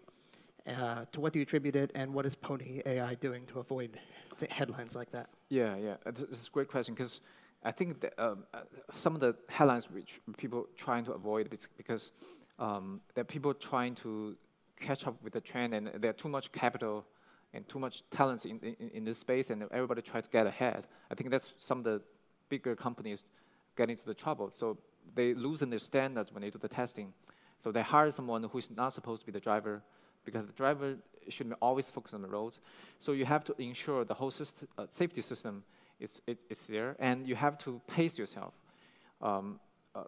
Even though, you know, like people always try to get a number one in China, to get a number one in US, trying to do this and do that to try to launch the first taxi services in Guangzhou. I think we should really think back on the technology, what you can do, and is there other ways you can do better, and to pace yourself, not to hurry. Because for us, we're already a unicorn in the space. We don't really worry about getting enough money. We already have them, and we already have a lot of talents. So we need to think through what are the technical roadmap we should be dealing with in the next 3 to 5 years, and to gradually pace for that. Interesting. So you talked about being number one in the US, you talked about being number one in China. Pony AI operates and tests in both countries, and you have staff in both countries. But the world's two largest economies do have quite a rivalry in terms of tech and IP. How does that relationship affect your business model? How are you thinking about the rivalry between US and Chinese tech? Well, I think, of course, this autonomous driving starts from US, and the DARPA challenge, and everybody very excited about. And the thing is that for China, I think this is a natural barrier, because you know, in China, driver just doesn't behave that much. Behave that it's in the same way as the U.S. driver does. I mean, they were so basically transportation. I think in a lot of countries, it's like you have a set of rules, but sometimes just people doesn't really follow that rule. So, but for autonomous driving, in our codes, we have to 100% obey that rule. So how are you dealing with there's a gap between how the normal drivers drive and how you drive? And because if we violate the rules by ourselves, we're gonna have a big trouble. So this is like a game theory between you and the people, how the actual people driving the vehicle. And this behavior is different in US and China. In China, well, we can't really talk that much, but like, for example, like last week, the German embassy came to visit us, and they were saying in the highway in Germany, there's no speed limit. Well, this kind of scares us, and you know, as we kind of need that speed limit to actually to tell our vehicle how to behave. So there's a different way of doing things, and you know, so you need to really think really carefully. You bring up a really interesting point. So obviously you're doing testing in the US and in China, but driver behavior and rules of the road and technology regulations are different everywhere in the world. Does that make it a challenge to scale your technology? Does that make it a challenge to really see beyond Guangzhou, beyond China? Yeah, I think that's one of the good lessons that we can learn in Guangzhou, because Guangzhou is actually, it's a tier 1 city in China, got a lot of people, and Nansha, it's also very complicated because it's not really that close to downtown, but it's within itself it's basically a town, and a lot of traffic here. So when we do this, and we already increased the number of scenarios that we have. We actually tripled our number of scenarios when we're comparing to what we have done in California. So this will actually help us if we go back to US. If we're testing some other areas in US or Europe, I think we're gonna have a head of an edge on that. There's a joke in our industry saying if you can do autonomous driving in India, you can do it everywhere. So actually, Guangzhou will help us to bring up the standard. So we are more confident, and when we are still have a fleet in California, Fremont. So when we do our upgraded system there, we try our autonomous driving. We feel a lot more confident when we do in US. So as you survey the regulatory environment in China, in the United States. Do you think one is more favorable to companies than another? Do you think one country is priming their autonomous companies for success more than another?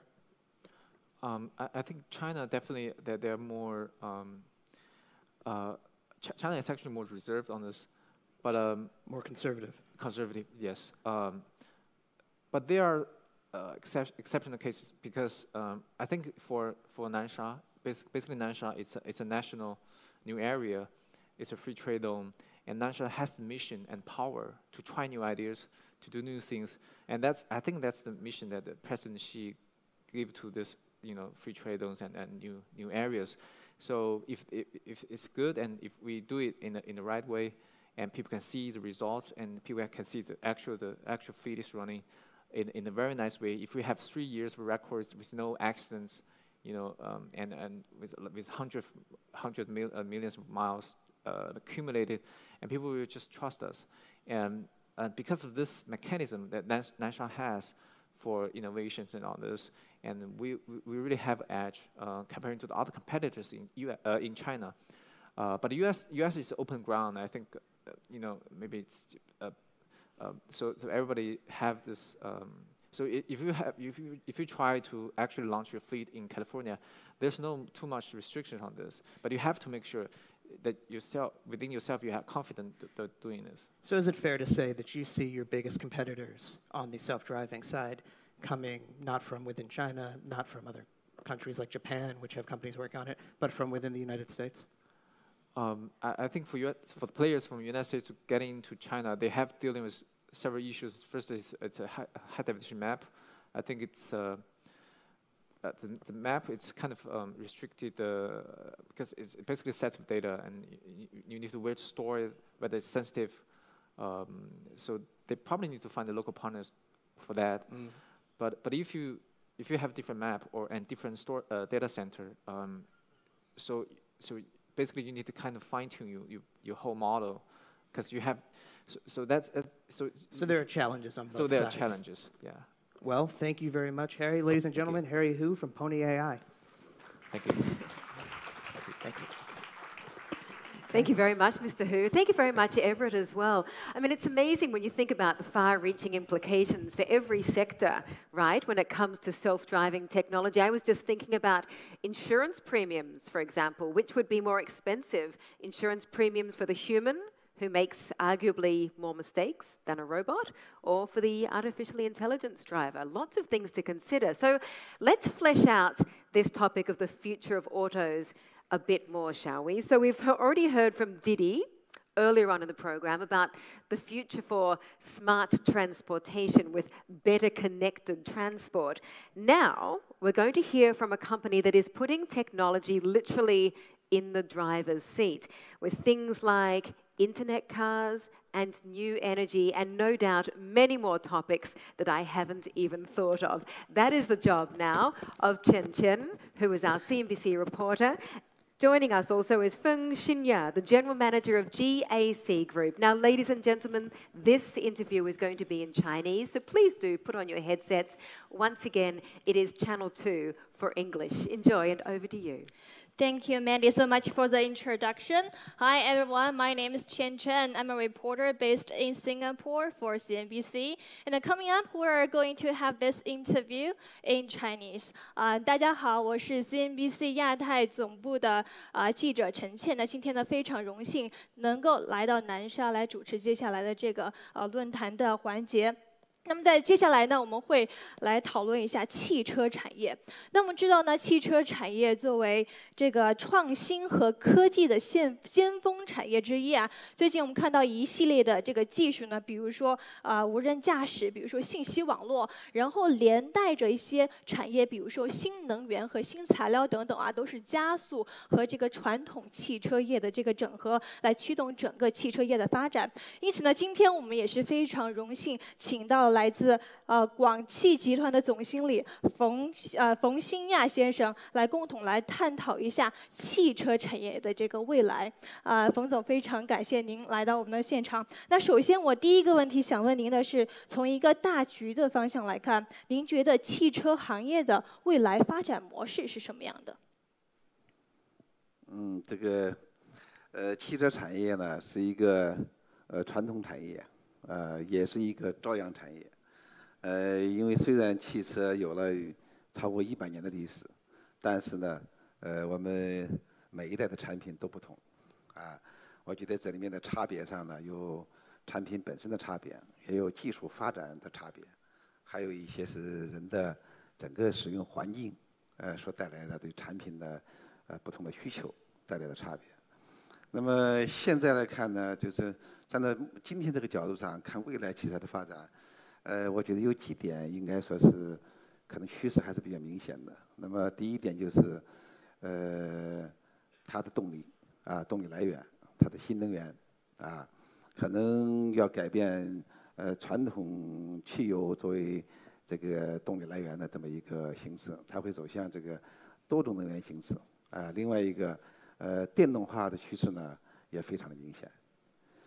再一个就是随着通信技术的发展，它的人工智能领域比如说自动驾驶辅助驾驶这些领域的发展，还有一个就是网联化随着互联网技术的发展，那么汽车呢更多的时候它会成为一种平台，它实现车与整个外部环境的一个互联互通。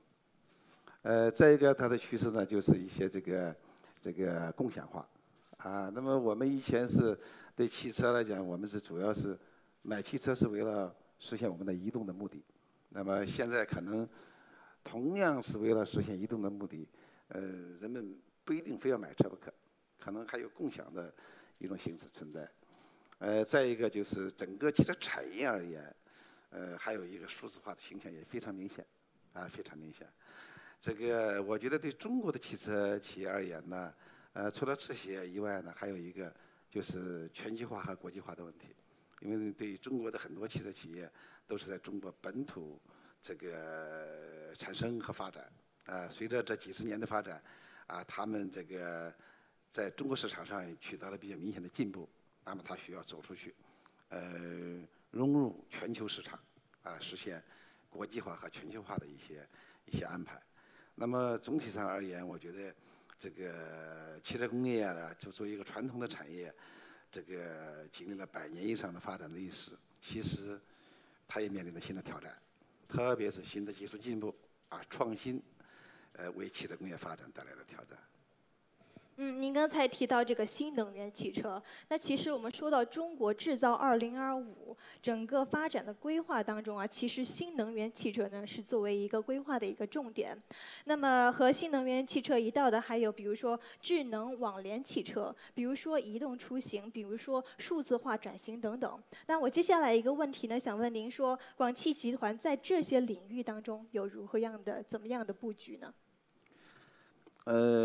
刚才我们讲到了整个汽车工业的发展的趋势有些趋势呢，我觉得是比较明显的，可能有些趋势呢，相对而言还存在着一些比较早期也好因为不同的企业不同的认识有一些分歧。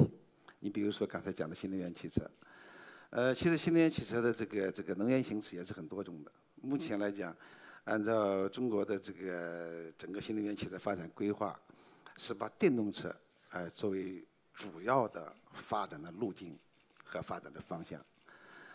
当然与此同时，你比如说像这个燃料电池以氢作为能源的这种能源形式，也是在鼓励发展的行列。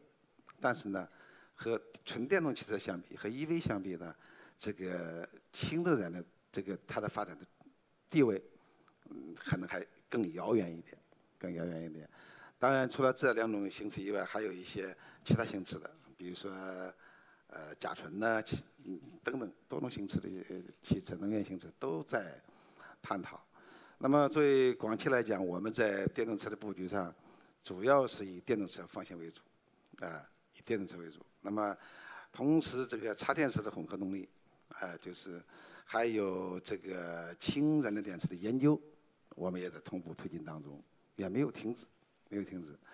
这个在电动车的布局上，应该说经过几年的战略攻关和这个技术创新，还是有了不少的进步。从现在今年我们正在销售的是一款我们叫 G3，是一个续航里程410公里的纯电动汽车。那么今年我们的新能源汽车就会超过2万台，应该2万台。那么明年开始起呢，我们每半年就会有一款全新的纯电动汽车产品投放市场。那连续2年就会有4款产品投放市场。这样的话呢，我们想，这个随着新产品的陆续的投放，而且这些产品的续航里程度比较长，都是超过500公里的。这个应该说在新能源汽车的增长上我们还是抱有很高的期望值。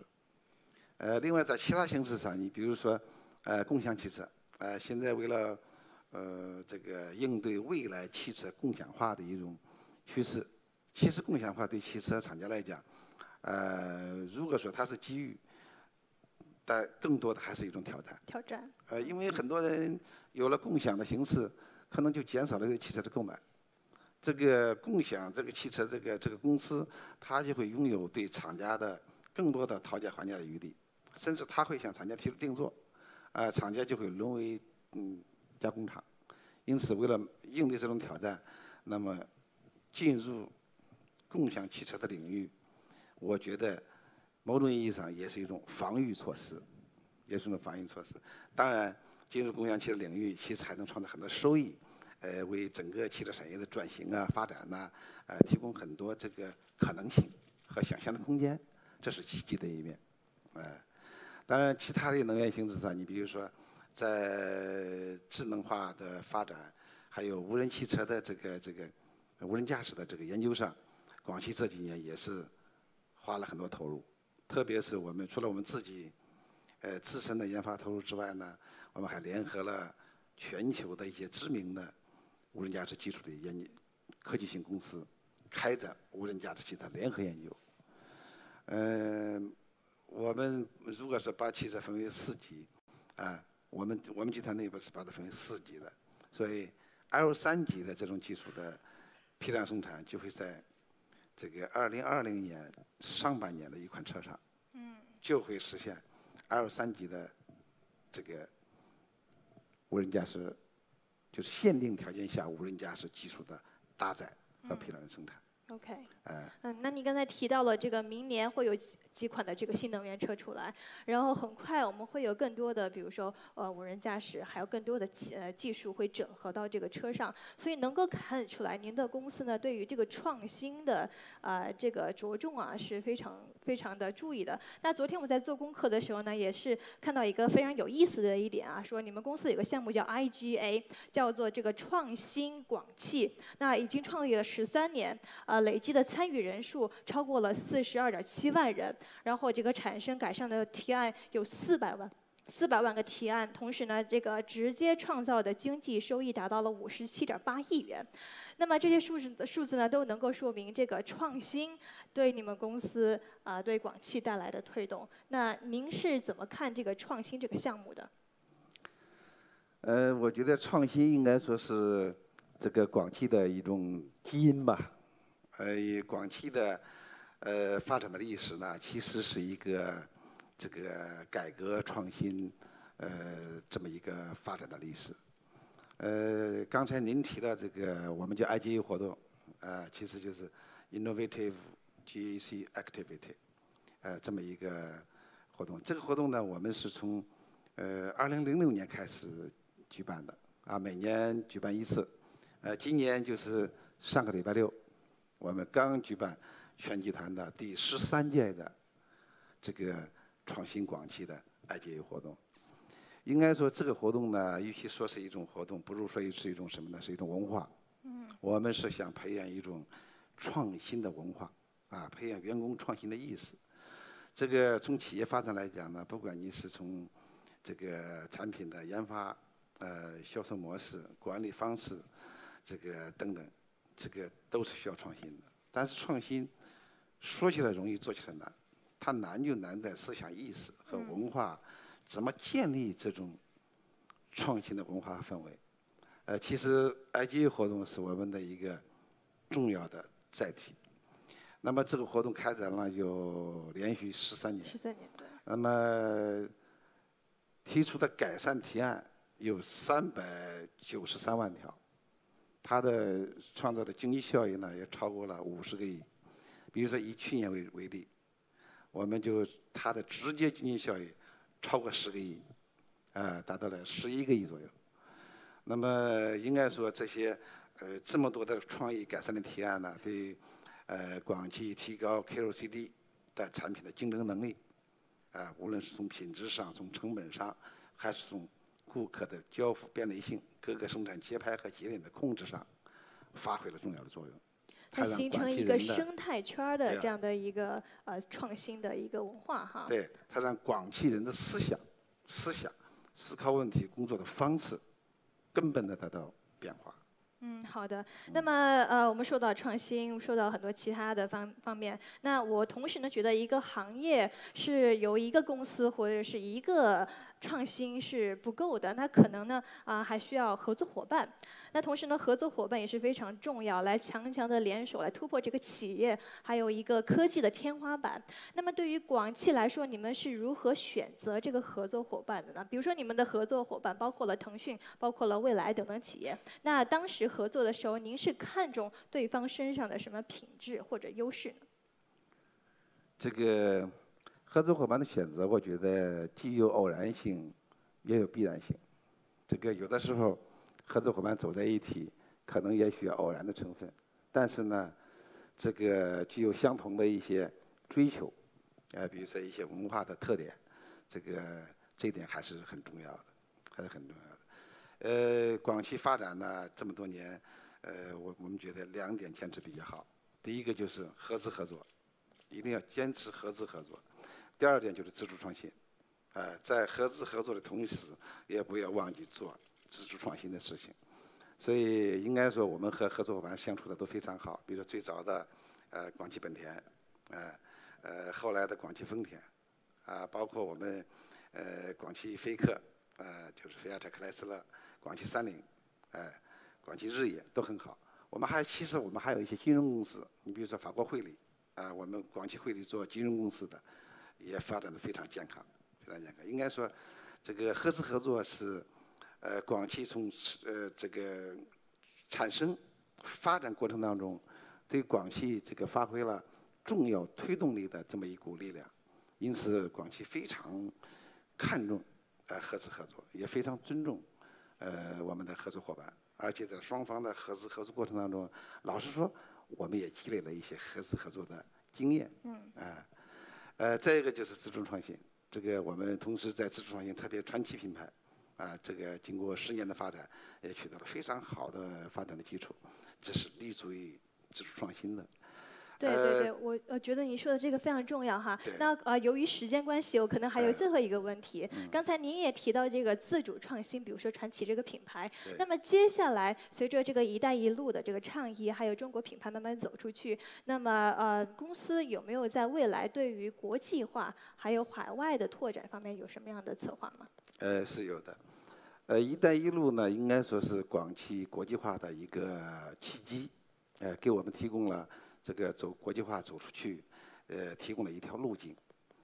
其实，在整个我们是按照广汽的发展规划是按照每5年一个规划，是和国家的五年发展规划连在一起的。那么现在是我们第13个5年计划，那么我们叫“13-5”规划。“13-5”规划里面，我们重要的一点就是在实现国际化的道路上做好布局。那么现在首先是研发的布局，我们在美国的这个3个研发中心已经正式开始运行了。那么首先硅谷中心、洛杉矶中心还有底特律中心，另外呢还有在这个欧洲的一些中心也在筹划当中，把研发工作吸引全球的研发的人才，做好研发的布局，这一点很重要。我们叫做这个全球依仗办公桌， 24小时研发不停止，这样的话呢，极大的缩短产品研发的周期。这些，另外一个就是销售网络的布局和产品的布局。那么销售网络现在已经在这16个国家建立了销售网络，那么主要的是围绕“一带一路”。那么接下来呢，包括对美国市场这个销售网络的布局，这个要看中美的这个美国的一些政策、贸易政策。如果这个贸易政策向好的方向发展，美国市场的计划也正在推进当中去。好的，好的。那么我们也非常期待能够早日在海外看到更多的广汽集团旗下的汽车。那么由于时间的关系呢，我相信我还有很多的问题，包括观众可能还有很多的问题想要听您分享。但是呢，由于时间的关系，我们不得不在这个地方停止我们的这个对话。但是相信以后我们 CNBC 会与您有更多的对话。Okay, thank you guys. Due to the time limitation, we have to end our interview here. I hope you enjoy our conversation just now. And now let's get our stage back to Mandy. Thank you very much for that, Chen Chen. And thank you very much as well to Mr. Feng from GAC, also one of our partners here at the East Tech West Conference Retreat. So now we've come to the end of the conference part of the program for day one, and we can start focusing a little more on perhaps the retreat part of the program, meaning some fun, mingling, and relaxation. So we have some things all in store for you tonight. For the delegates, starting at 6 p.m. tonight, so in about 40 minutes' time from now, you are going to be enjoying an electric poolside party. We have food carts with cuisine from all around the world, some exotic cocktails as well, specially curated for you, and a spectacular light show and a couple of other surprises. So you can use the next 40 minutes to just enjoy yourselves in the lobby, go and see some of the exhibits there, and maybe even try out our robot bartender, see whether or not they can mix a mean Negroni for you, and you don't even have to tip them, and they're not even going to tell you, sir, you have drunk enough. At 7 p.m., for the speakers, there will be a dinner. I believe that you are aware of the activities and location for that. So hopefully all of you know where you're going to go and what you're going to do. We hope you have a wonderful night tonight. We're going to see you all out there. Make sure you chat with the